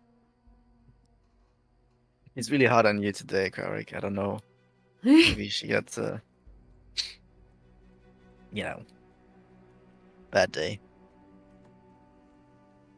How long does the resistance to the piercing and bludgeoning damage last? A minute, probably 10 minutes. It's an hour. Potion, it's an So- hour. Hour. Oh, wow. But it's Oh, it's an one. hour? It's one. That's pretty type. amazing. One type. So yeah. Yeah. I was asking about both potions. Okay. A potion of resistance lasts for an hour.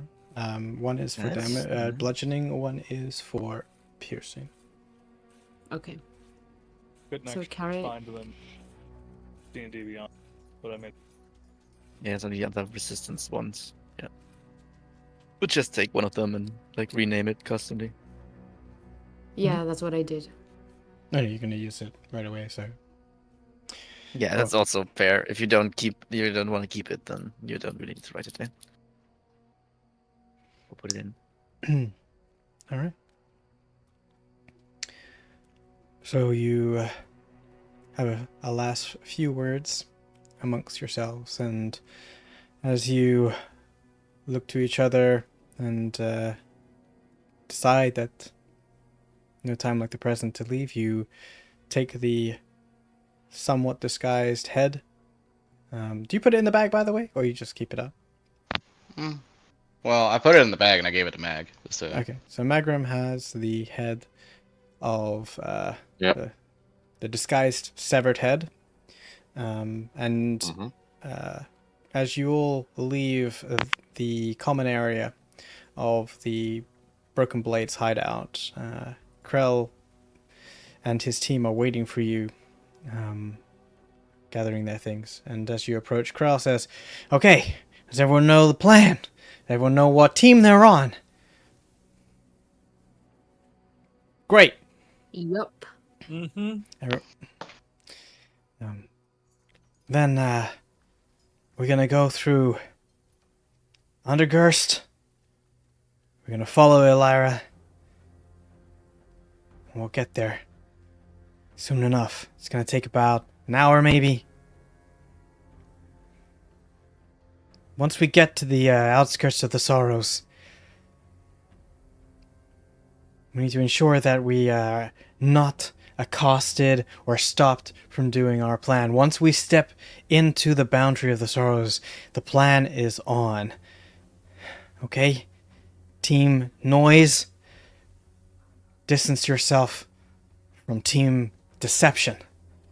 And you have to follow a time frame, right? Team Noise has to go first, then Team Deception has to then make their way into the mayor's home, my home, to allow Team Sneaky to get around back so no one is watching. If this doesn't go off in this way, something's gonna go wrong. Someone might get it. Someone might not make it. Is that clear? I The Broken Blades all say, "Sir," and "Yes," and "Agreed," and "Let's get to it." And Krell nods and gives each of you a second, a 1 second pause look to each of you, acknowledging your existence in this endeavor. And with a final nod, leads the band of the Broken Blades out of the hideout, through the smeltery, and outside.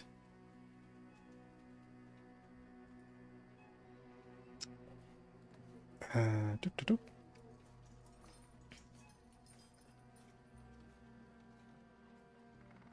doop.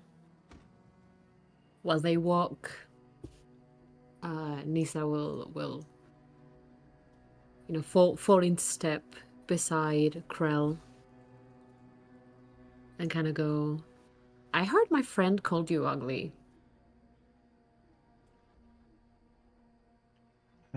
Krell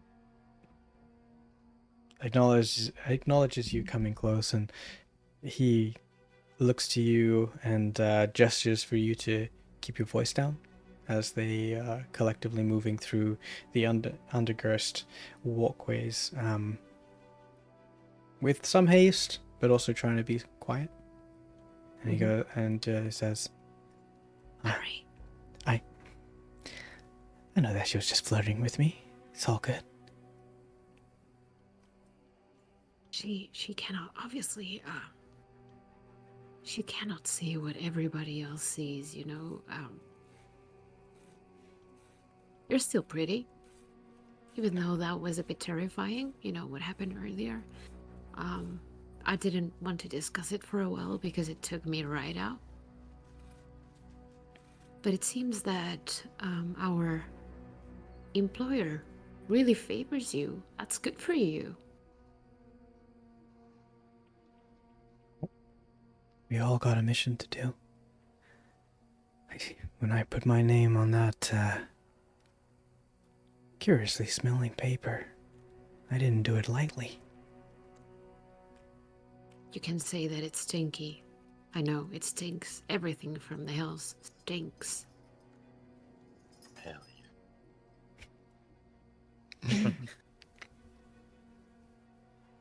Sorry. Comes on the back. Can I ask though, what did he give you in return? Like, what's your focus for spells and all that shit? Because this is mine, and she will show him the red crystal. Mm-hmm. What did you get? Oh, I got a book. Really? Hmm. It I wasn't the smartest guy, but something about what's written in that book, it just like makes sense, you know? I mean, when I first saw it, I was like, I can't read any of this. What the hell? And then all of a sudden, it just made sense. I tried to get rid of it one time. I was like frustrated, and things weren't going to plan. Taking too long, and I was worried about my mother, and I threw that book into the flowing river. Then poof, it comes right back to me. You cannot undo your contract until you fulfill it, Krell. You know the terms. I know. And I had to apologize and take the punishment for my actions that day. But I have everything I need right now. My mission is clear, and today I'm gonna get it.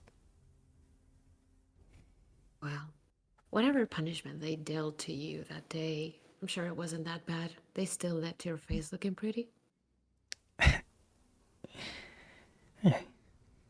You trying to get in my pants there?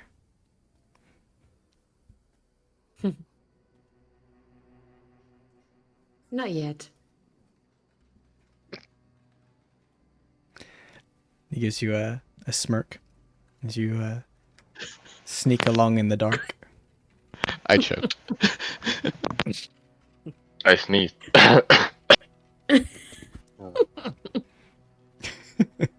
She will she will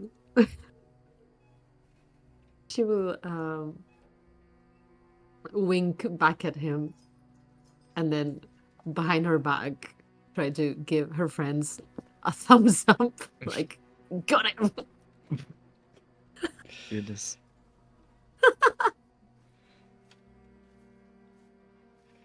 By the way, Krell, not trying to, change the topic or anything, because this was very, very interesting. But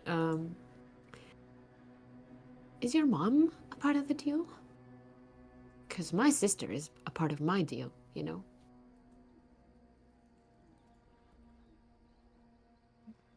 When you ask about the deal specifically, he gives you a smile and says, "Huh. In terms of my deal, or they were kind of personal, you know? I'm sure whatever you agreed to do for whatever reason, that's personal too. No, I know we're working together and all, but let's get through this first and become a little bit more friendly before we have a heart-to-heart about decisions that we've made that changed our lives, okay?" Sure. I get that. Good luck then. Good luck to us all. Sneak, sneak, sneak, Yes. sneak, sneak, sneak, sneak. Mm-hmm.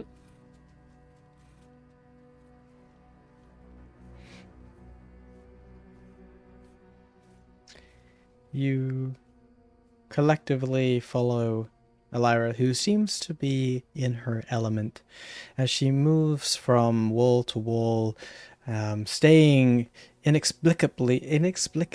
god, can't say that word. Inexplicably. Thank you so much to the shadows. She seems like being amongst the dark is where she thrives. And in some cases, you lose track of her. But following Krell and the broken blades, you feel like they know where they're going to. As you reach a crossroads to make a turn, Elira's hand appears out of the shadows very quickly as a way to hold your movements, ordering you all to stop. And immediately the broken blades all stop in unison.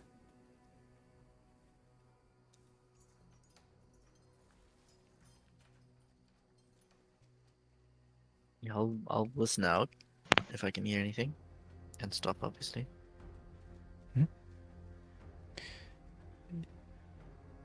You can roll Yeah, a perception madam. check. Stops. Do you want like group perception or? You can all you're all likely to hear, or you all have ears, so you can all roll perception. Really? Yeah, unless you wanna unless you also cut them off. I have Hmm. holes in the side Can we of my all head. I roll don't actually have perception? Yeah, you can all roll perception. Yeah, it's group perception. Because I was just typing a really bad joke into the Twitch.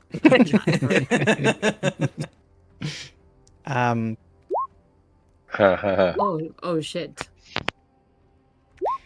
That's my punishment. You're like shuffling, you like bump into the back of someone, you're like, as everyone stops abruptly. The rest of you, except for, you rolled the perception for the owl twice. but Alex. for my cat, Yeah. it has advantage. Has advantage. For sight, this is a hearing, but In hearing and sight. oh, hearing and sight. Okay. Yeah. So, funnily enough, though, it's everyone except Nissa and Yeah. the owl. You hear a scraping shit. sound in the distance, like around a bend. It's followed by some chittering sounds, almost like a deep squawking of sorts. At least that's as far as your perception without seeing anything can make of it. Elira, How long? Hmm? How long have we traveled so far? about 20 minutes. Okay. Continue. And Elira reaches into her bag and pulls out a something and throws it on the ground, causing a smoke cloud to appear. And it starts slowly and then grows. It's like a thick black smoke, obscuring visibility. And in an instant, as the smoke grows to a certain size, she waves you all on hurriedly, and she darts off into the west, leaving the sound beyond to the east to do whatever it needs to do. What do you do? Follow. You will follow? Yep. Hurriedly, you will follow and make the bend, unsure about what sort of noise or what sort of creature could be making such a noise.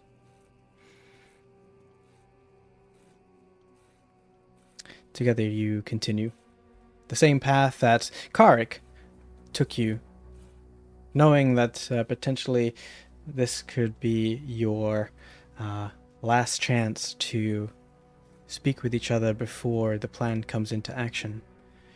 Is there anything anyone wishes to do?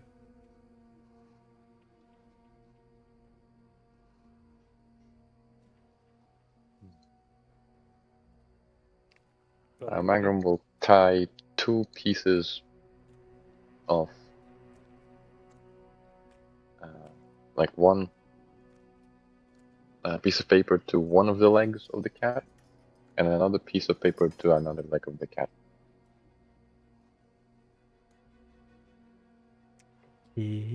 Just blank paper? No, there's stuff written on it. I will send it to you. Okay. Basically, on them, it'll just say, "We have been spotted," and the other one is, "We are retreating." Okay. So sort of like a reconnaissance burb to communicate Yep. should it come down to that. Okay. Reconnaissance burb has been created. I'll say like you probably created those papers inside the Broken Blades hideout, so you had enough light to do so, and fastened them then. So yeah, that's fine. Mm-hmm. Anyone else? Are we all good? Is everybody ready? Yeah, me look. I just make sure that he looks a bit worse for wear. Pulling You on look his fine. cracks. So looks like recent additions. Okay. Cool. Then you will soon see the Nissa just mentioned that you Yeah, all sorry. seem to be like that. This is the time when you feel like you will have a moment before you head into the sorrows to do anything. It's your last chance before the plan comes into effect. Is there anything you wish to do or say? Lisa's gonna give Magrim's hand a soft squeeze, and she's gonna look around to her friends and go, "We got this, guys. Let's not die, okay?" You're all braver than most.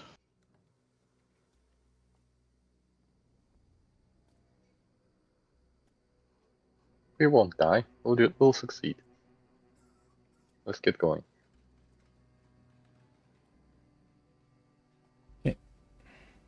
Before we do that, let's have a quick break. Okay. All right. Okay. Okay, just grab something to drink, and you know, I didn't want to like have a point in time when we go into this and everyone, I'll be right back, be right back, be right back. So get your BRBs done, and we'll be back here Be in right a back. couple minutes. Okay. Adrian. Mm. After the break, there's something special that we wanted to tell to you. By the way. Okay. You want to type it to me or? No, all of us. And Okay. second thing, for how long do you think that we'll be running today? Like maybe another hour, hopefully an hour and a bit, if that works for you.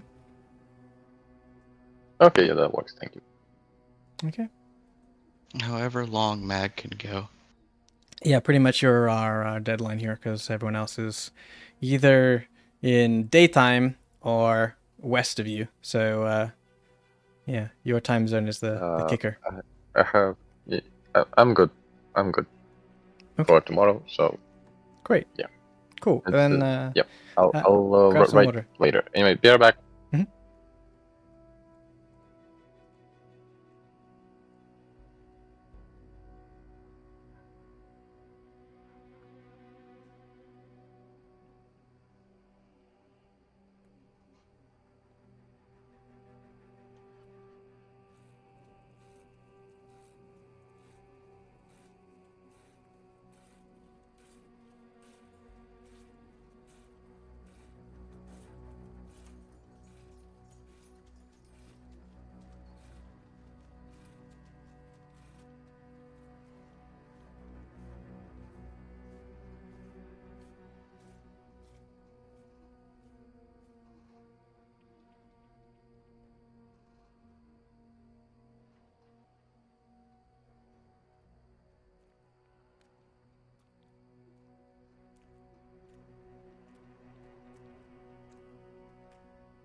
Hello.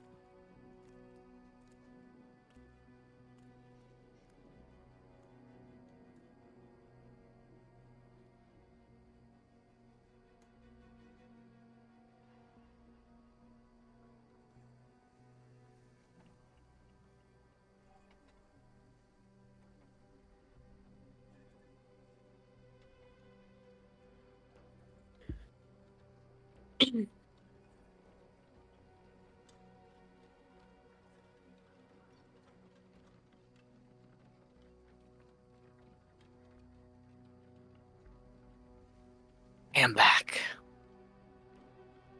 Hello. Heyo. I really hope I didn't scare you all with Nisa's super unhinged plan. No, you're good. You're good. No, not Let me terrifying at be all. clear. I've If done you worse. word that correctly to Aurora, she's on board. You Really? just think about doing that stuff. I've done worse indeed. You want to set off a small nuclear bomb, like conveniently where the order is? Like, yeah, sure. Yeah, that was more or less the idea, yeah. Like, they I want to just kill me. They're really bad and basically the epitome of everything Aurora hates about the country, so sure. yeah, I was thinking of taking out the baddies left on Gerst, and that was basically the ones in the red cloaks, the order, right? Yeah, that's the callous super loyalists. Yeah.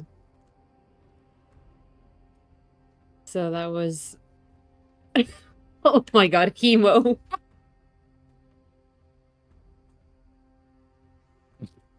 Jesus Christ. Oh. Man. Thank you, Hemo.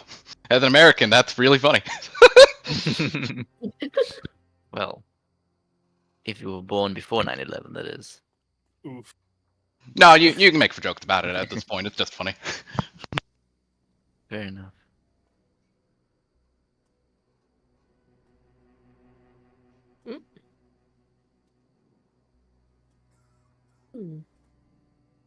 Is it okay? Is it okay? I mean, it's okay. It's okay. It's okay. I'm back. It's fine. It's fine. Okay. Oh Didn't man, sound that context is convincing. going to be horrible for him if somebody clips that.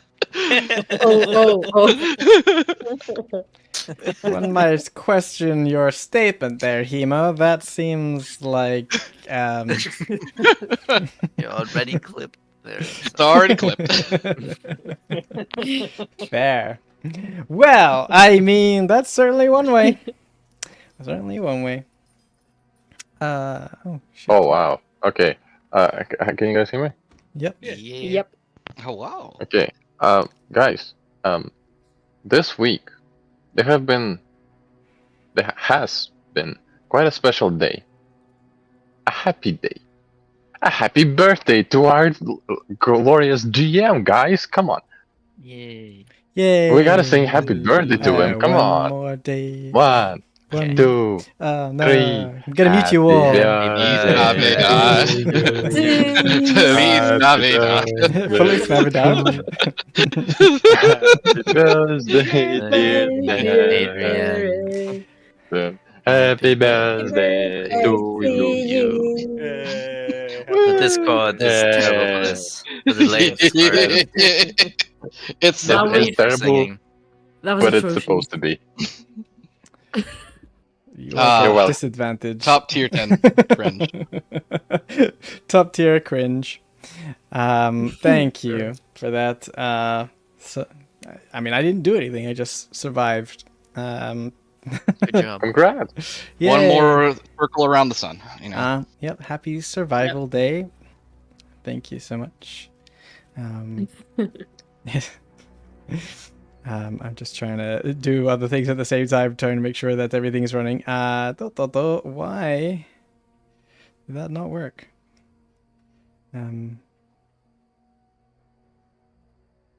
Sorry guys, I have a bit of prose here that's not becoming available to me. My app Shall be is excused. breaking. I don't know if I can forgive you. How dare your pros not be ready? I mean, it all depended on what you guys were gonna do, but Yeah, you know. We try to make it as hard for you as possible. I appreciate that. Yeah. You're So you welcome. can grow. We gotta make sure your skills are sharp in every possible way. All So, right. you know, possibility to grow. C#, like the note. Like the code language. Yeah. That one hurt me on a personal level. God. Right. Okay, we're going home.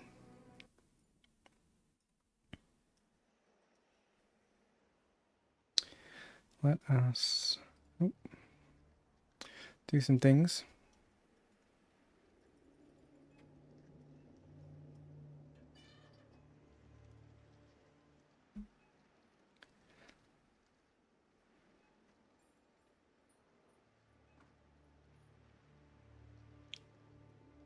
Okay.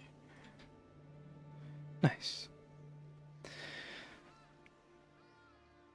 You follow the broken blades through the now known tunnels taken once before.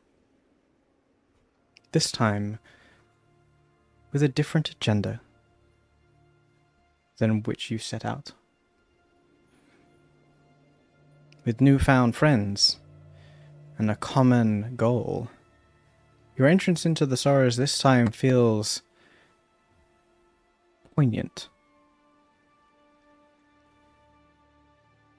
The crest into the Sorrows and leaving the labyrinth of Undergirst behind is both welcome but also cause to make your heart pump and a minor bit of adrenaline to kick in. It's not a common thing to overthrow a mayor in his hometown, yet for everyone here,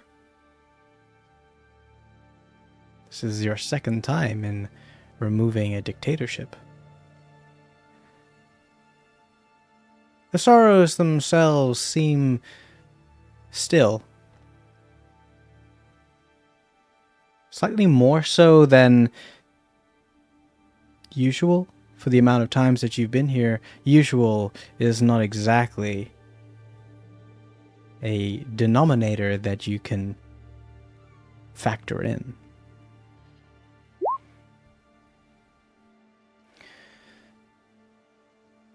The moment the lower tiers of the sorrows come into view, Krell looks to you all wordlessly and gestures to split up into your various teams. The first team, Noise, nods silently and rushes off ahead of you guys with their mission objective clear in their minds. And you see Snipe, Brooke, Jarek, Xana, and Tug all look to each other. The blades that they're leaving behind, Elira, Krell, and Mira. And they each give each other reassuring smiles and gestures of, be safe. At this point, if that wasn't clear already, the blades really do look after each other and care for their well-being. And in this moment, it's very clear the camaraderie behind them all. And they leave towards the hollow tankard. Few minutes go by, ensuring that you have enough distance between you guys and the first team, Noise. And Krell gestures to Team Deception, Team Lies, to head in. Elira, Nis, the rest of you, right? It's just Krell, Mira, Aurora, and Elira to be Team Sneak. Sneaky. So Nis, Magrin, Lukhar, and Carrick. Thank you. And the head. Yes. The head is with Magrim. And Stinky. Could not have done without you, Yorick. He gestures to the head. Yorick. Horatio. Yes, we will move into the town. Indeed. As you guys move in to the town, somewhat visible, it's not long before a couple of faces that you know make themselves visible. And Jasper and Listen step out into the street somewhat early in the lower tiers of the Sorrows. And Jasper comes up to you with Listen trailing behind. She's walking kind of nonchalantly. He is a little bit more excited. He goes, Well! I didn't think you'd come back. Honestly, I did after what I saw, underground. But you're back. And did you do what you needed to do? Yeah, we'll be going soon. We just need to collect. Couple things. We owe. Right, you are. Maybe when we have to go, you guys could join us. I'll be sure. We took our time collecting our things, and now we've got everything we need. I think. Not much to collect really, but I've been nursing. What's that? It was more difficult of a job to handle than we thought. Oh, I'm It sure. took a bit longer than we wanted to. And one thing I'm a little bit curious about. You have your reasons, I'm sure, but you said that you're going to go doing a bit of murdering, and turns out, he gestures towards the hollow tankard. Turns out you didn't quite get them all. Is there? You going to do it here? Did they get away from you? Surely not. Like, I mean, if we get paid again, maybe. But we were here just for Krell, so. Krell, right? That is a name, and I'm sure it means something to you. But look, It's their leader. We are bringing in the remains to collect so that we can leave. perfect. Yeah, it's not really none of our business, and we kind of need to move on. Absolutely. But me and listen here, we are ready to go, and not a moment too soon. It turns out, because word on the street is there is a couple new visitors in the Sorrows, and we haven't quite taken a look at them, but there's some whispers here and there. Surfacers, they're here in town. Haven't seen them, like I say, but if that means there's additional surfacers here, that can't be good, right? So maybe I mean, if you guys will be around if trouble ensues, right? I Hopefully not. mean, we'll be like here, ready, willing, and waiting. If you're just going to be delivering something, I'm sure that's going to be quick and easy, right? So listen, and I'm going to be right here. But just saying, people are saying a couple of other surfacers are here, and maybe you should be a little bit more wary, is what I'm trying to say. All right, we will be. Thank you for telling Thank us you. that. What do these people look like? Have you seen them?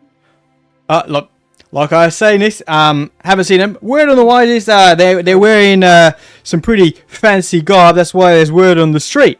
And Oh, Like red? no, not red. I think this. What do they say? Listen, and they're wearing white. How hard is that to remember? White. They said, wearing white. well, that can't be good. Well, then let's do this. Get this over with quickly, alright? I mean, if you want to come, you can.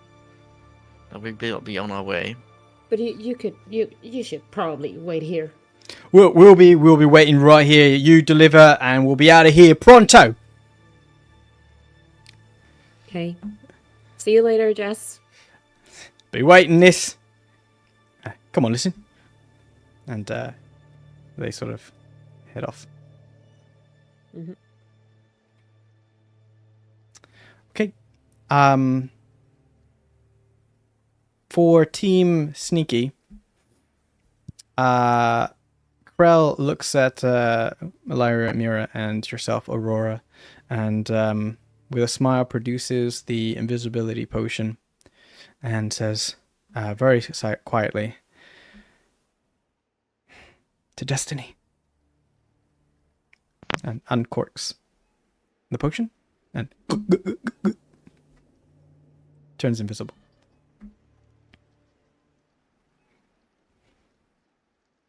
I don't believe in destiny. Drinks the potion.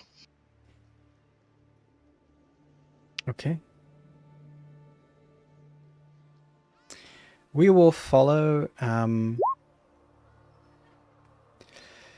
the team Deception, because they're the only ones really visible.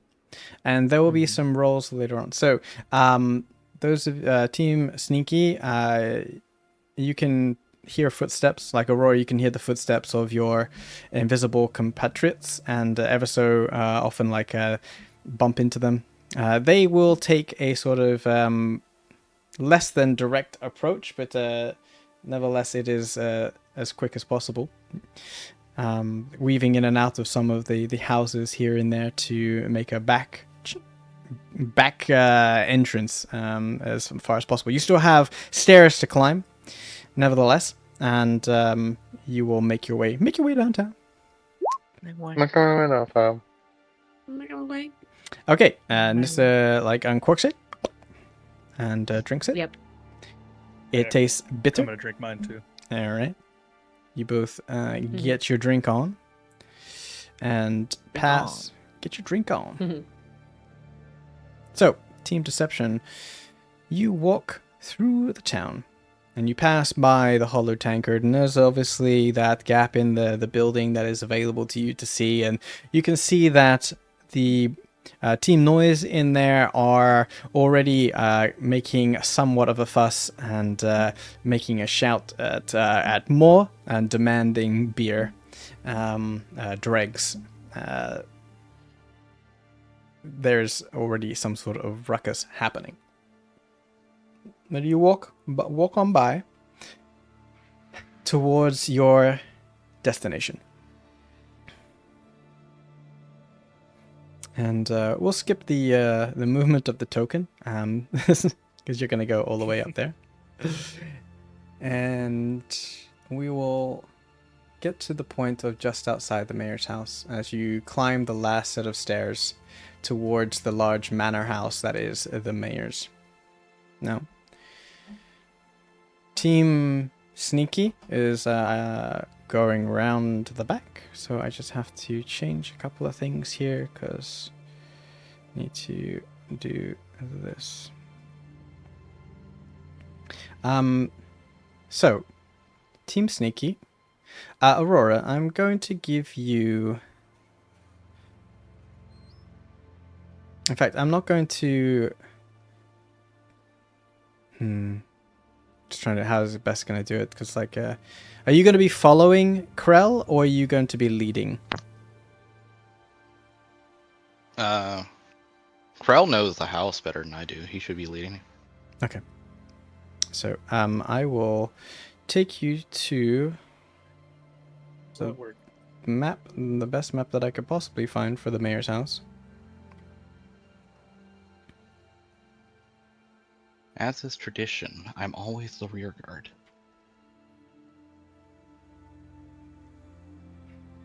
Hopefully I didn't screw up. And everyone can see their tokens and has visibility. Well, I can see my token, but that's it. No! Sorry. Maybe there's no lighting on. Dynamic. I guess I can see some light. Some lights. Oh, sorry. Yes. Let me just drop some light in the background, some dim light for you, because Yeah. there's Crystals. Crystal lighting, indeed. Oops. Ah, I come can on. see things. You can see things. Yeah, well, the left side. Yeah, just gonna grab some. So- Yeah, you made Ah, me. Wait, come on. he said, oops. Oh, he didn't roll dice. Okay, we're fine. Oh, for now. Oh, No, you my placed screen is the all second black. torch on the first torch. Just to give you visibility. Yeah, of, that's right. Thank you. Yeah. It's Okay, got it. yeah, Got yeah. it. Got it. Got Because it. you're coming up to the door that is the mayor's house, right? Yes. So, Did we like walk by the windows as we like got to the door? so the entrance for you guys, the front entrance is somewhat close to the stairway. Team Sneaky is around the other side, going down the side of the house. You come straight up the stairs, and the double set of heavy doors are in front of you. Right. Yeah, let us change up the music.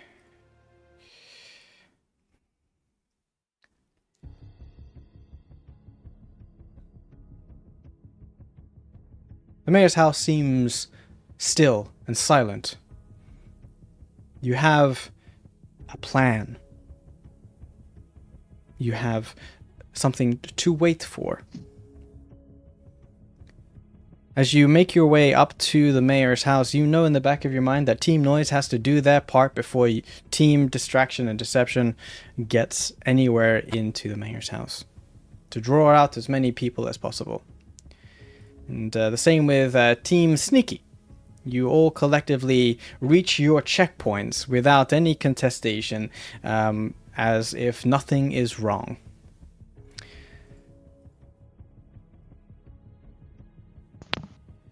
The few minutes go by until further down in the sorrows, you start to hear shouting that sort of echoes and breaks the silence of the still sorrows. Okay. James Bond style. You Let's trap a netter. trap a netter. Mm-hmm. Trap a net or a few snap and sparkle noises start to kick off, and Team Noise seem to be in the throes of starting their noise. Firework goes and bursts into the sky, the cave space above you, illuminating even more so the sorrows. And then a few more snaps and noise start to kick off. The moment that this happens, as you guys are reaching the front doors, the doors fling open. And let's see how well they do.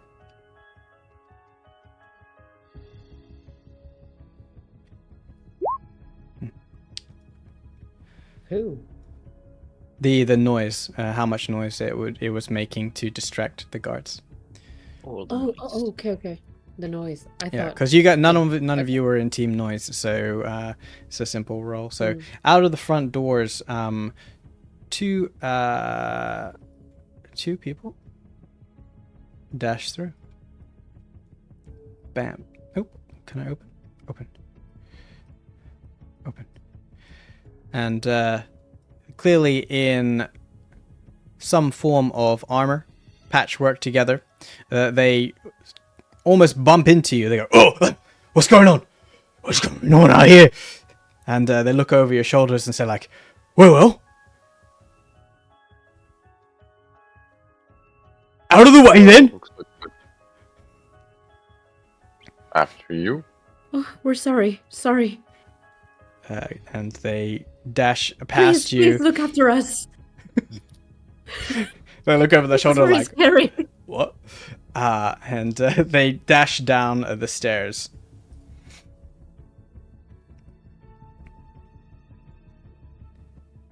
Okay. The noise is ongoing, and some guards have been removed from the mayor's house. You look after them as they descend, and you can see from various tiers in the Sorrows other movements of people wearing similar sort of clothes, moving through the streets towards the hollow tankard where Team Noise is causing a fuss. There are more people within the Sorrows than you expected, as you have mentioned before, that there's not that many people. And about 7 various figures making their way towards Team Noise. The doors are open to Mayor Chandel's, and Team Distraction is available to go in, and Team Sneak is available to move, as the second phase of this heist begins. So it's our turn now. Everybody Yes. get ready. Let's go in then. Oh, I closed the door on myself. Hey. The first thing that you notice as you enter is that Mayor Chandel, who is usually lying on the couch by the stairs, is not actually there. And there seems to be more people here than usual. The simple-minded looking guard that's wandering the main foyer approaches you all as you enter the opened doors by his colleagues and goes, sorry. Chandel got meeting.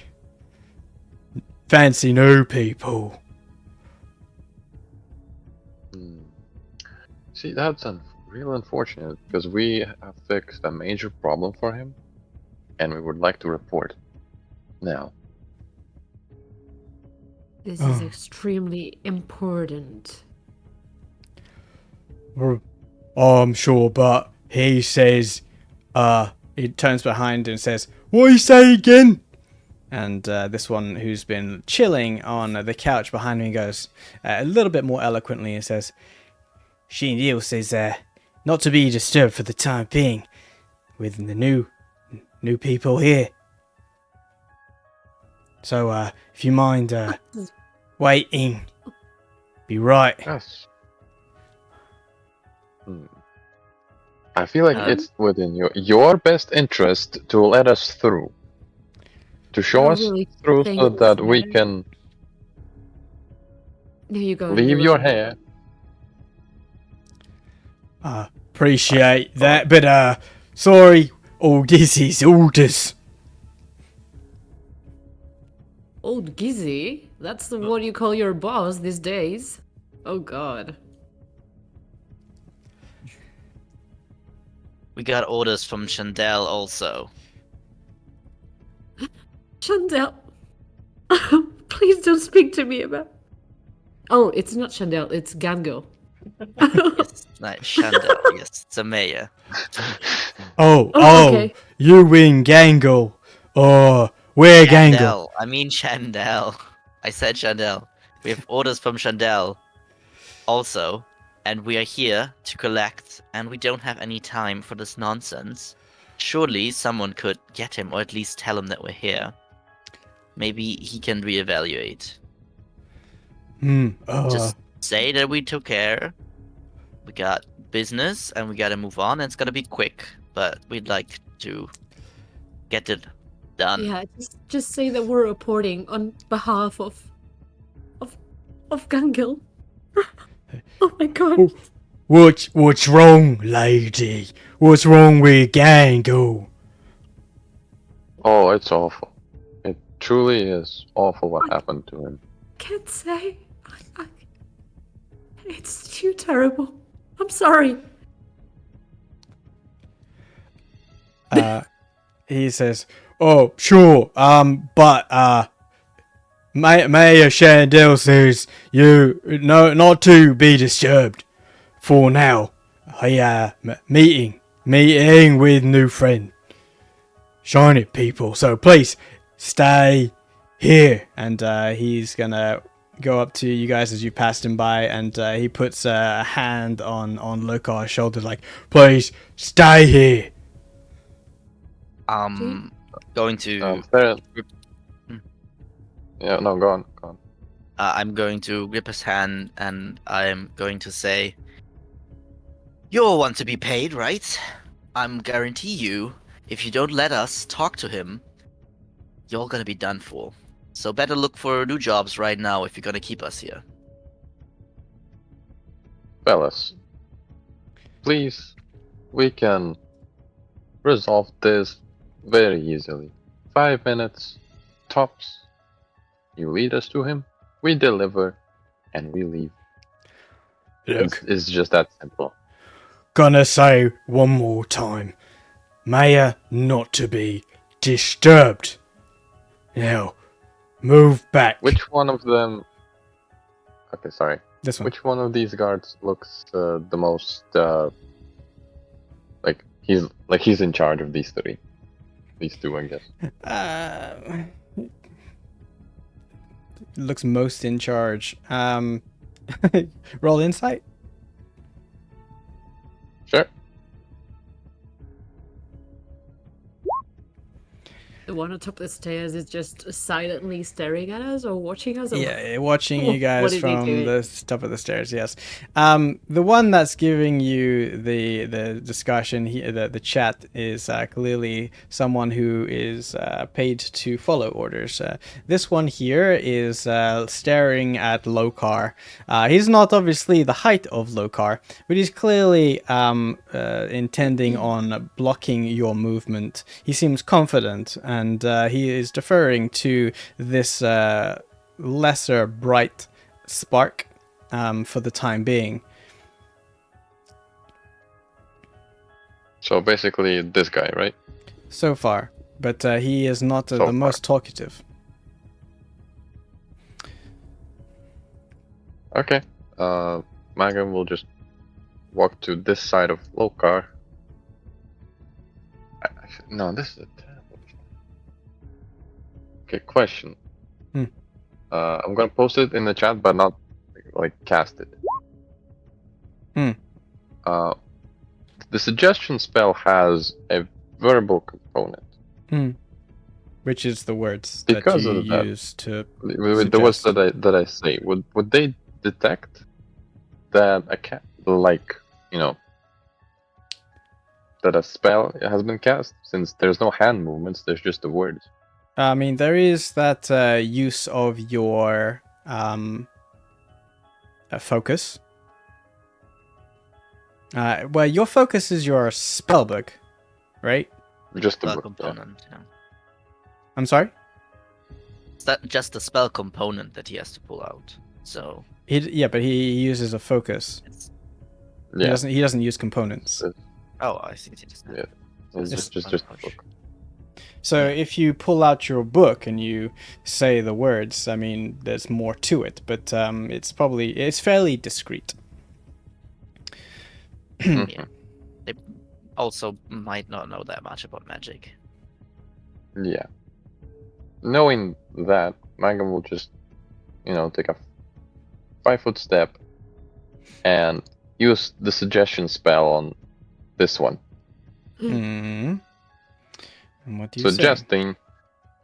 Okay. It's just like 2 sentences, right? Mhm. Yeah, sentence or 2.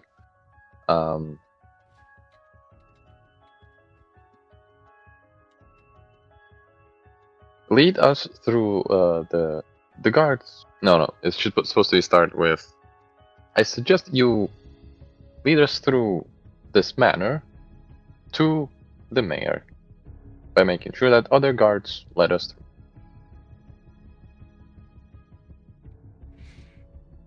What's the DC? It's like 14. Needs to roll. Yeah, it's a wisdom Needs to roll a save. 15 or higher.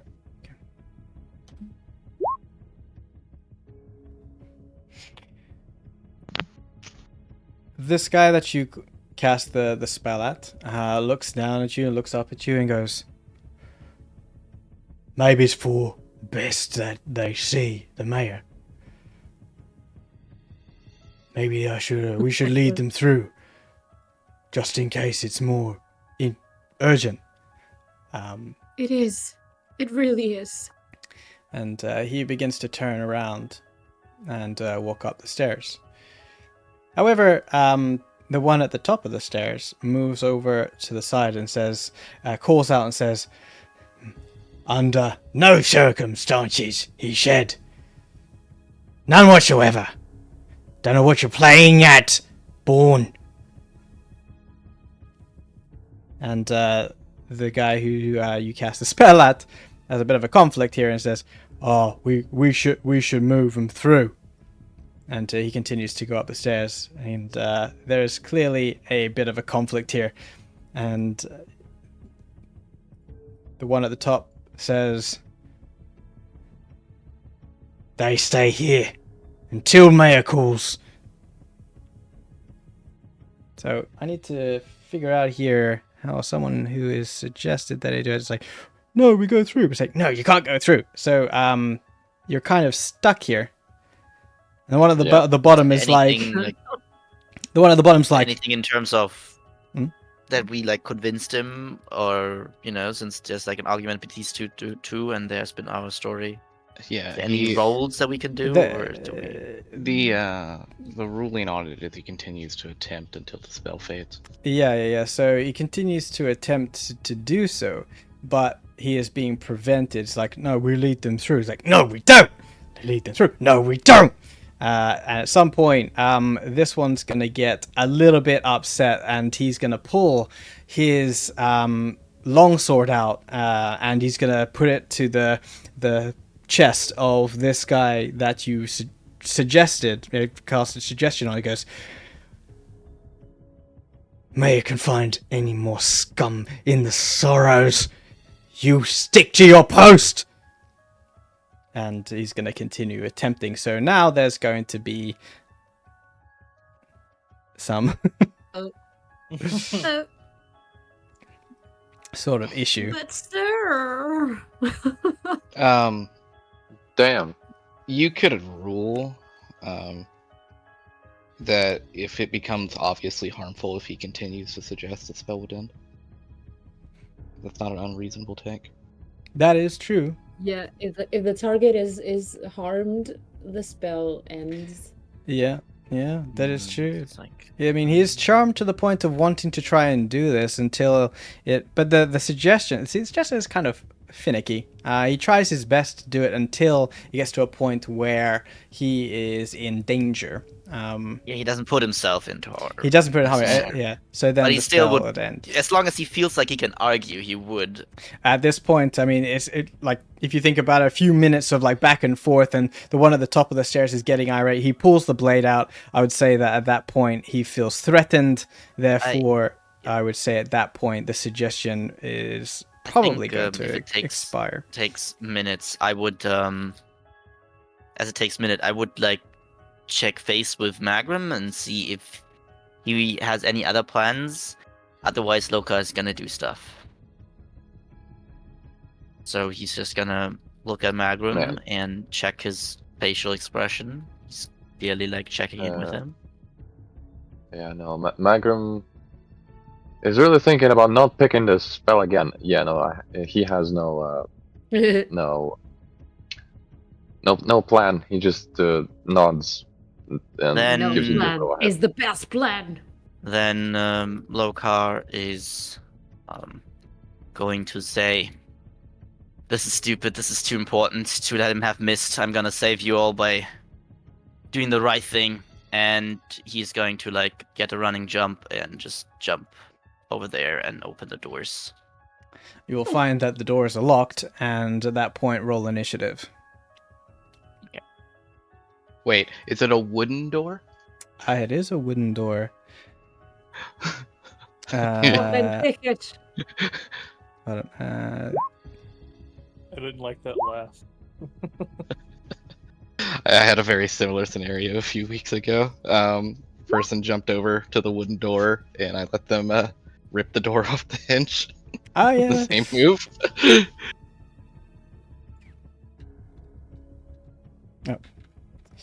Okay, as this is happening, this guy gets a 15. This guy gets a 4. Oh. And this guy gets. We still have them. So I did it before they like finished arguing. So he's still in argue mode. I wouldn't wait minutes. Well, unless- the thing is, like, if you make an action to change this is what the initiative order brings up, right? Yeah, So- I'm just saying like he might still want to argue for us. He's not at the point where he was threatened because I jumped in early. Mm. Because I obviously wouldn't wait minutes there. The thing is, If it like, would if take you had minutes. jumped in early, then he would have pulled his blade on you. Yeah, that's fine. Mhm. So, Yeah, but that doesn't mean that he's necessarily threatened. okay, we'll see how it turns out. Might Okay, still- we will leave the initiative order right there for you guys there, as everyone seems to go, "Whoa, oh, what's going on?" And we'll jump over to quickly Team Sneak, where you guys are making your move, because it all happens kind of simultaneously. I can't bring up two initiative orders, unfortunately, but nevertheless, the sneaking happens. And do you want me to move you with the group, Aurora? Yeah. Cool. As you sneak past the side of the house, there are grimy, slightly fractured and broken windows, clearly unclean, but you can obviously see inside to a manor house that is in a pretty bad state, not maintained, as you saw in the foyer when you were meeting with Shandel to begin with. Nevertheless, Krell whispers in very hushed tones to follow his voice, as you are all invisible. And you can obviously see down on the ground, depressions in the soil, as it's more like rocky soil at this point. So you can follow their footprints as well. And you're led up to this point here, and you realize that you are coming to a point where you can see inside, I think, through the glass. Krell and the footprints stop for a moment. And Krell whispers, "Who the fuck are they? Fuck. Come on." You can hear a conversation going on through the window cracks and panes. Would you like to stop for a second? Yeah, I think it's worthwhile to listen. I can catch up. Okay, then I will let you be, and I will move the invisible people. You come in to a conversation halfway through. A figure sitting in a well-worn armchair in a larger room. There is a couch that Shandel is sitting on or laying on, his legs up. Within the room is 4 new figures. One sitting down, talking with Shandel. 3 others standing around the room.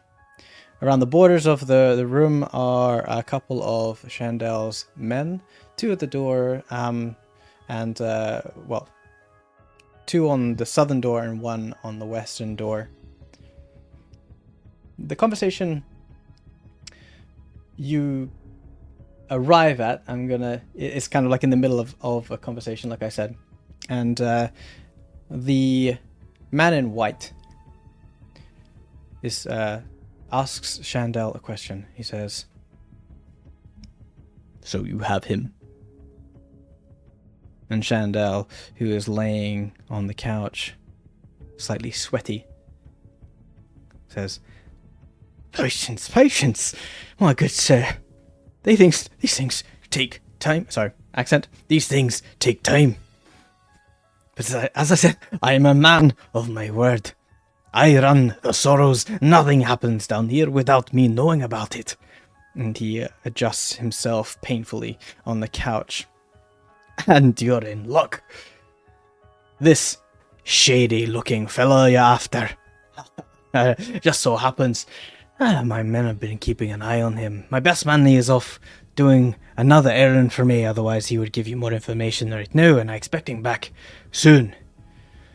He's been, apparently, this man you're looking for has been skulking closer to the entrance of the Sorrows for the last few days.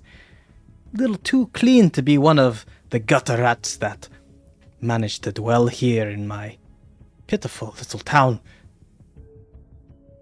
I guess I knew he'd attract the wrong kind of attention eventually. The man in white responds, Your kind of attention. I prefer the term civic engagement. Enough wordplay. Where is he? Shandel wipes his forehead and licks his lips. Oh, we'll get to that first. But I believe we discussed certain considerations for my cooperation. I am, after all, putting my reputation on the line dealing with you lot. You mean your comfort? You see, comfort, I say fair compensation for services rendered. Now I'm a reasonable man. You want this man? I want assurances. Special allowances for trade in the market districts, less scrutiny for your fine friends in the upper watch, and let's not forget the little real estate matter we discussed.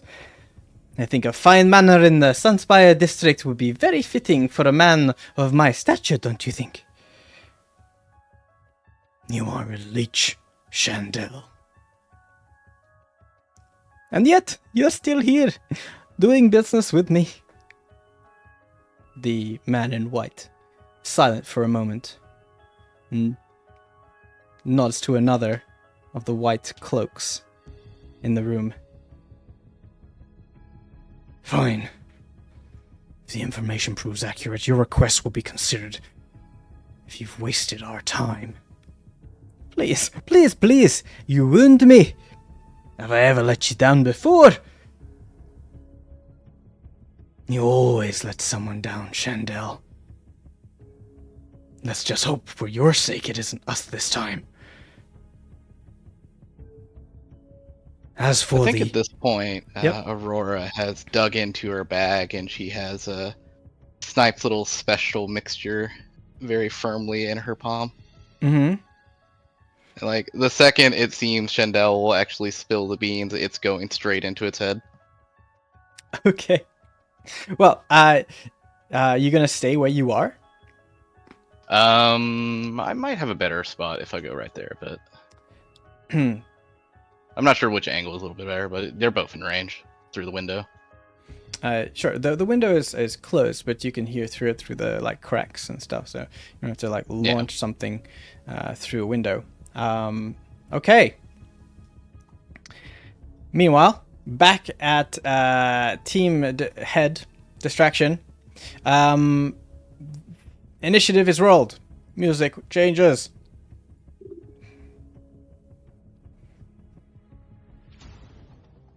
Oh man, this shit never works. Yeah, we didn't get anything from that. It's unfortunate. This guy says, "Oi, back, big man!" And he's gonna raise the blade to your chest. May is not to be disturbed. Back down there, back! And he will hold his action. You're right. 3 things. How breakable does the door look at first? Oh. Pretty breakable, shall we say. The doors themselves have seen better days. They look like simple oak wooden doors that are slightly splintering. You can see like the doors are slightly not hanging on their hinges properly. Does the guy that's threatening me seem to carry a key? That's my second thing. You can't see Or is that. it- Okay. And okay. In that case,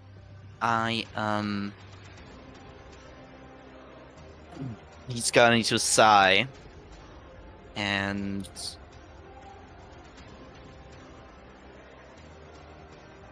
he's going to step back.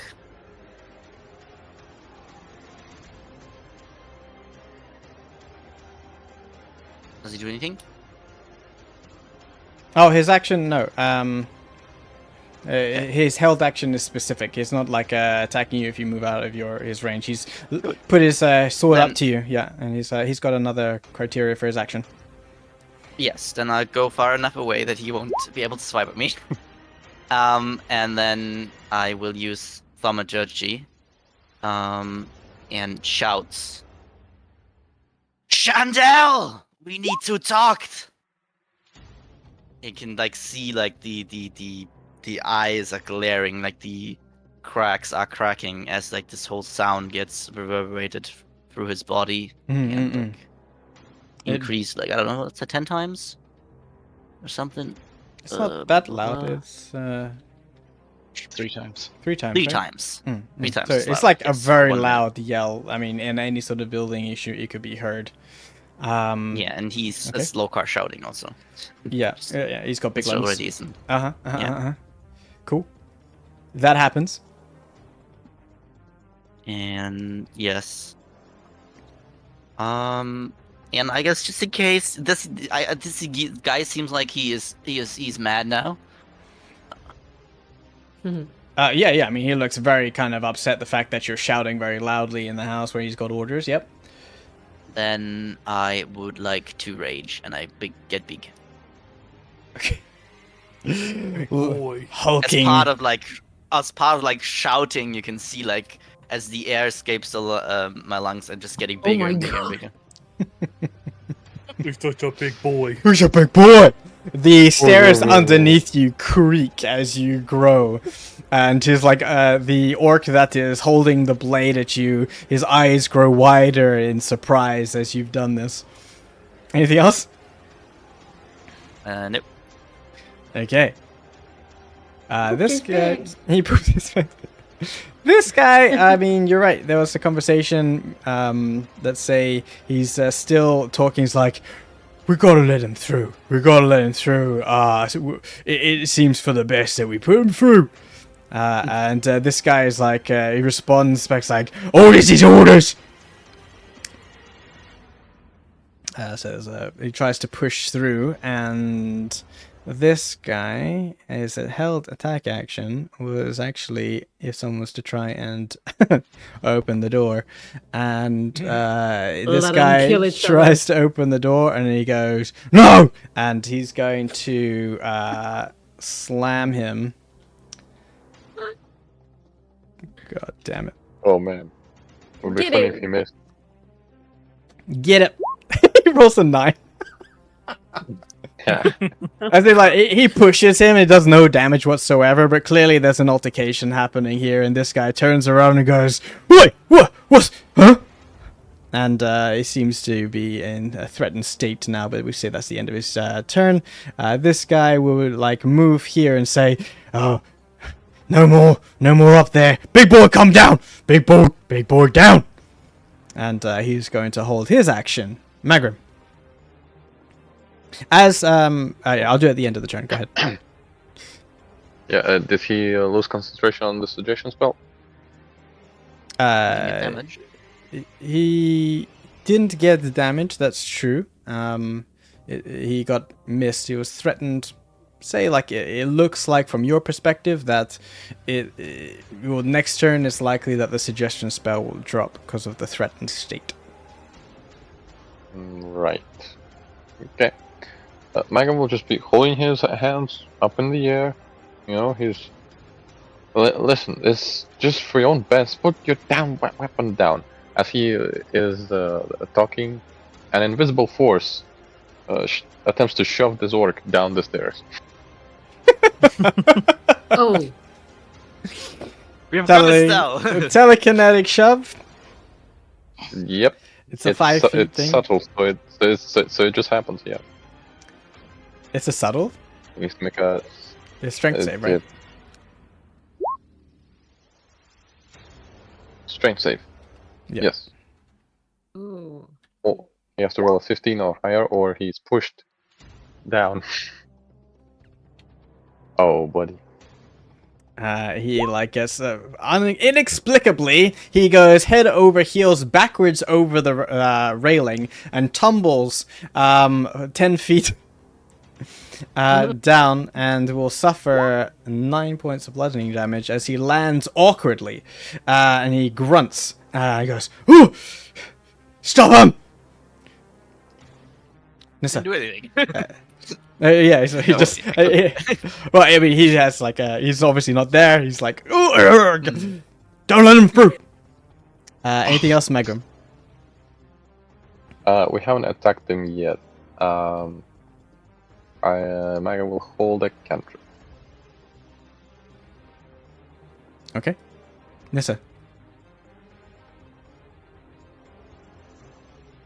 Is going to. Wait, let me check something. Okay. She's gonna Misty Step. Oh. Up here. Okay, poof. And oh my god. That was a bonus action. And Yes. as an action, yeah, she's gonna do the same as Lokar with thaumaturgy. She's gonna use the cantrip to make her voice heard through the house, and you know, in a tone of desperation and fear, she's gonna yell, "Please, please, Mayor Chantel, please listen to us. Gangle is dead." Okay, that happens. You need to open the door now. My god. Okay,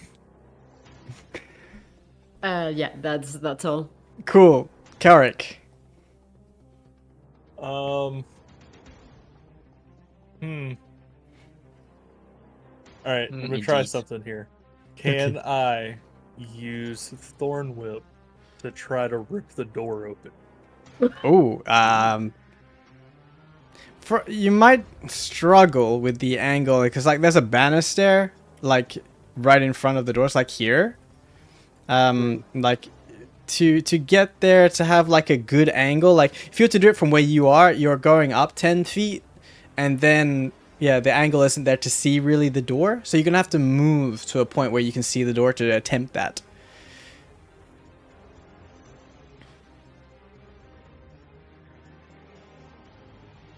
Can I try it from here and try to squeeze in between right here? I mean, We duck. I mean, Yeah, there's a duck. There's this door. Thorn Whip. This should be fine. This indeed, door might be a bit tricky, but yeah, this yeah. one I should be mean, fine. you could probably weave it in there. It might be like a little. I mean, a door doesn't exactly have the highest. Well, it's an AC. it's an AC, right? So we'll just add a little bit extra AC to a wooden object. Yeah. Do it. Just don't suck. Yeah, just don't suck and whip Nissa's butt. 10. And a door. This door. 13 is Yeah, I see. I'm just like a door generally has 10, but this is kind of dilapidated door plus Nissa in the way. You grab it with a thorn whip. The door itself is obviously locked though, so I'm gonna as you pull it, it's like holding fast because it's still on the hinges. It's not like it's free to just like drag off, right? So we're gonna do a rare contested strength on Karik to pull this door off its hinges. So Tested against a door. a Is it door. a magic? Is it a magic for him? Because Thornwolf doesn't say like any size it or anything, just- so it's probably magic yeah, pull. Creature larger, smaller is automatically pulled. I don't know if that changes. It's not a That's creature. the wording. So yeah, okay. Yeah. So a creature is not I'm bolted just to saying something. if there's like magic True. that pulls it, so maybe he has instead of strength he rolls like a Oh magic. yeah, you can pull with your It's wisdom. Yeah, pull with your Yeah. wisdom, not your strength for sure. That Yeah. sounds good to me. Whilst we rely on the strength of the door, we'll do a contested D20 roll for that. You lost. You're losing to the oh my door, God. Karik. Karik. Damn. The Why am I door. so bad. The so we'll say One that job. the whip like latches onto like the faded brass handle of the door, and you go to pull it, and the vine whip is taut between Lokar and Nissa, latched firmly to the door, and you with your little turtleness try and yank it past, and clearly this door has more strength in it than you expected it to have, clearly looking to break in. Cool. At the top Oh my god. to a 1 card Damn. 0. My nemesis. Okay. Meanwhile, Aurora, you hear Lokar's voice, followed shortly after by Nissa's voice. The reaction within this room is that the conversation stops just as the man in white sitting in the armchair across from Shandal says about the terms. And Shandal he responds saying, "I've already told you my terms. It's either a yes or a no." Sorry, wrong accent. It's either yes or a no. And the last thing you hear before Lokar is the white man saying, "Fine. Just tell us where he is." Then Lokar. Then Nissa. Then a shaking of wood. And the reaction in this room is startling, and everyone looks towards this door. What do? The Shandel look like he's going to communicate. I've lost track of invisible people. If Shandel is going look like he's going to continue the conversation, the the powder goes into the room and into his face. Okay. What the? Well, You don't fuck with my family. Only I'm allowed to do that. roll an insight. Let's see. I mean, it's gonna be of a reasonable DC. Let's see. The powder. The Powder's powder going in the is face. called. It's called FAFO. Yeah, that tracks. I mean, exactly. I mean, you have inspiration. Just saying. Jesus. I do. Oh Lord. I do. Window Oh, 1, no. Aurora 0. Yes.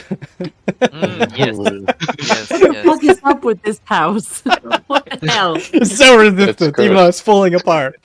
Clearly cursed. Entire house seems to have some kind of curse on it. It's impenetrable. Yes. I guess it is near the end of the session. We'll go ahead and roll the insight. So, Okay. Yes, it looks like I had to he pause is- and think about it.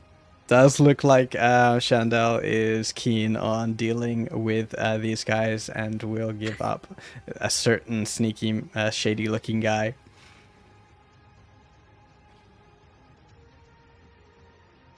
So he's basically ignoring us. So, No, I'm saying like I'm going to attack. Aurora like was in the middle of negotiations. So So okay, Is it gonna be window 2 Aurora 0 now? Is the question. okay. So Mhm. we will add you to the initiative. At this point, a lot of things are going to happen, but you will, technically speaking, when it comes down to these sorts of quote unquote surprise attacks, you go straight to the top of the initiative order. So if I could have 2 initiative orders, I would. But at this point, it's all you. You're at the top for this point. So, Aurora, what are you gonna do?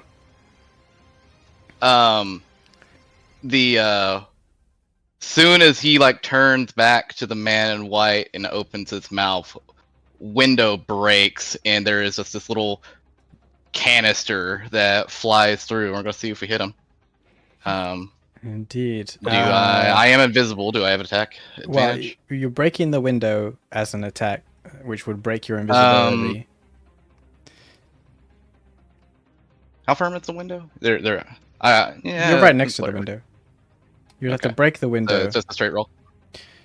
To break the window, yeah, Plus you have to a attack. fire. You'd have to attack the window to break it.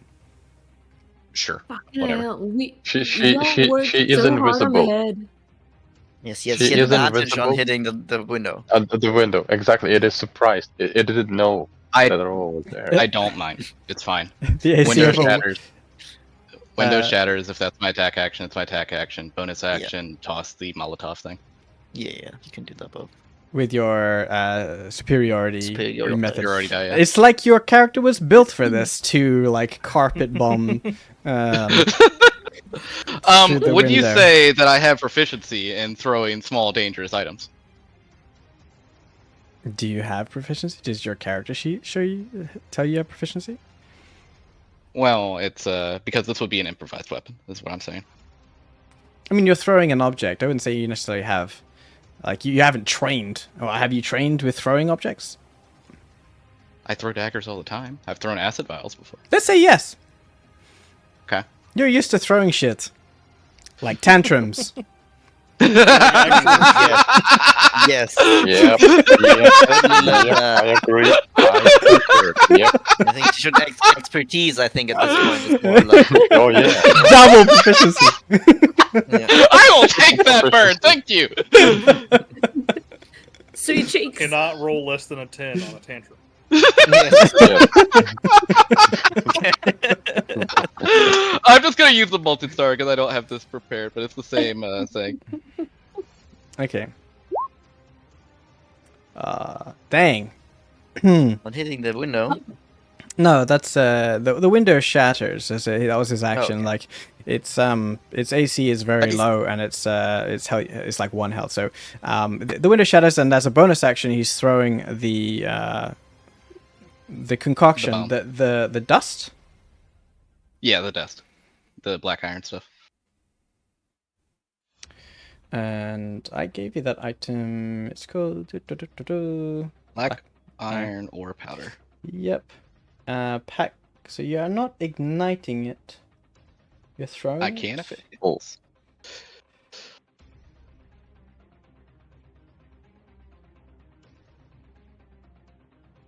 Can you ignite it? I have a means to ignite it. What if is it your hits. means? Fire. All right. Does it ignite? Well, it's a 10, right? So,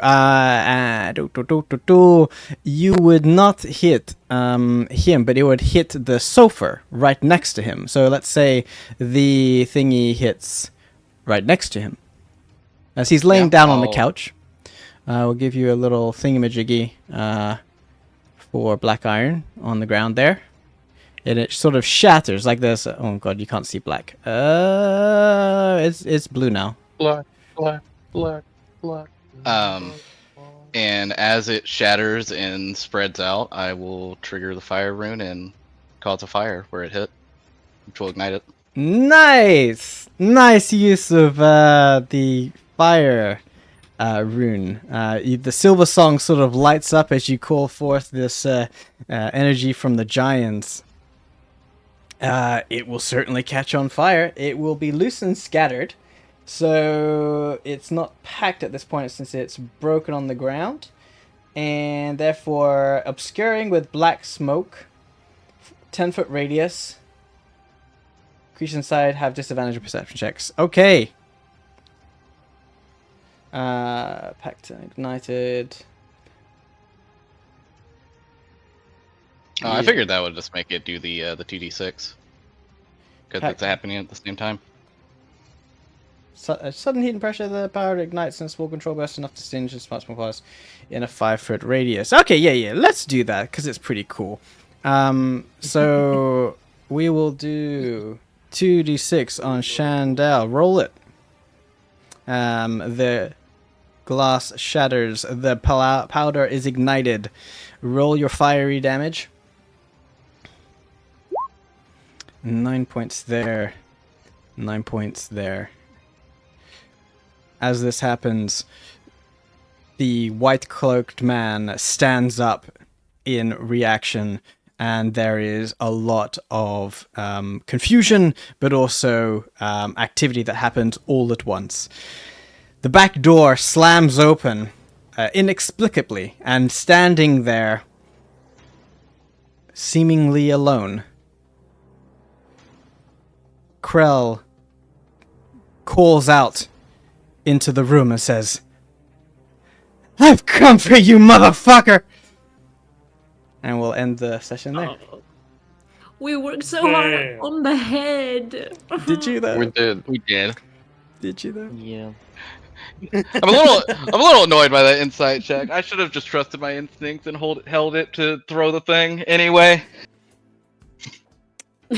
I wanted to hit him in the head with it. A headshot. Man, everything I did was for fucking nothing again. I just gotta give up.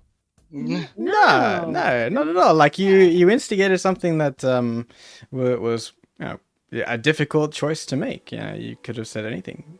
It doesn't mean that it was bad in any way. It contributed to the story. Anyway, good game though. Love it. Yeah. A lot of cool things happen. A lot of cool roleplay. It was really cool. But yeah, sometimes plans do not go as planned, and that's fine. I mean, in this case, we really didn't have much else that we can do. Like, we did all in our toolbox to try to convince them, so we just have the only option to, like... Yeah, I wasn't expecting to have to deal with the oafs out there, so yeah. Yeah. Also, Theron, my backup plan to the mayor, not like believing us or something, would have been me casting suggestion on him and forcing him to do a rhyme battle with me while the rest get into position. And I had already lines prepared, just so you know. I will keep them for later use. You have been warned. Oh, okay. It's gonna be like 8 Mile rap battle. Yes. Damn, that would have been fun. Yeah, the idea of having a rap battle. There's still time, indeed. There's a little bit. I don't think he has a spell slot right now, but next day maybe. We will see what happens. We have a big boy on the stairs. We have someone hell-bent on murder right next to him. We have a vine attached to a door who's seemingly stronger than a turtle. And a guy on the ground. Fire started, and it seems like a battle starting in two different sides. And obviously the words from Krell would be heard by you guys as well. It's loud enough to be heard. Oh damn! Those What of did you, you say? Sorry. His sofa is completely destroyed. By the way, he's yeah, he says He wanted to tell on Aurora's dad to this guy. Mm-hmm. yeah. Might be. Is this the same character that be. Nisa told us about? I mean, Because she gave us a pretty accurate description. But that he had a white robe. that he had a white robe. And a yeah, hood. and a hood. Yeah, yeah. I mean, Nice. well, who else? Well, I mean, like not like same organization. Maybe is the correct word. I think you phrase. can connect that, yeah. You could infer that. Why, what? Okay. Which, he was Yeah. like Yeah, but deep with the is it- Templars. You'd also know that. I mean, Maybe that's I'm the only something. white cloak that you know of. Yep. Toss her Indeed. the white robe. So at this point, it is a fair assumption until we learn otherwise. Right, you know. Wait, are we The gonna only have to connection we re-roll have. our initiative next time? Please give me another turn. I haven't used action surge. No, I think the turn order just because we changed scenes is Yeah, empty yeah. now. Oh, Okay, right. Yeah, And the yeah, next yeah, time yeah, it's yeah. gonna be a bit buggy, but it's No, gonna it's- work. They're it's gonna still see there. everyone, but we're gonna. Yeah. You'll keep the same initiative order. There's Yeah, like a much like so bigger thing at play. I might remove some people to group them up to make it less of a chore to go through initiative order rather than have a bunch of different turns, so it's faster. So if that's the case, I might do like team blue or team green or something like that, so that things happen at once, right? You should Like- do like Team the Rocket. arena. They blast off at the speed of light. Surrender now. That's right.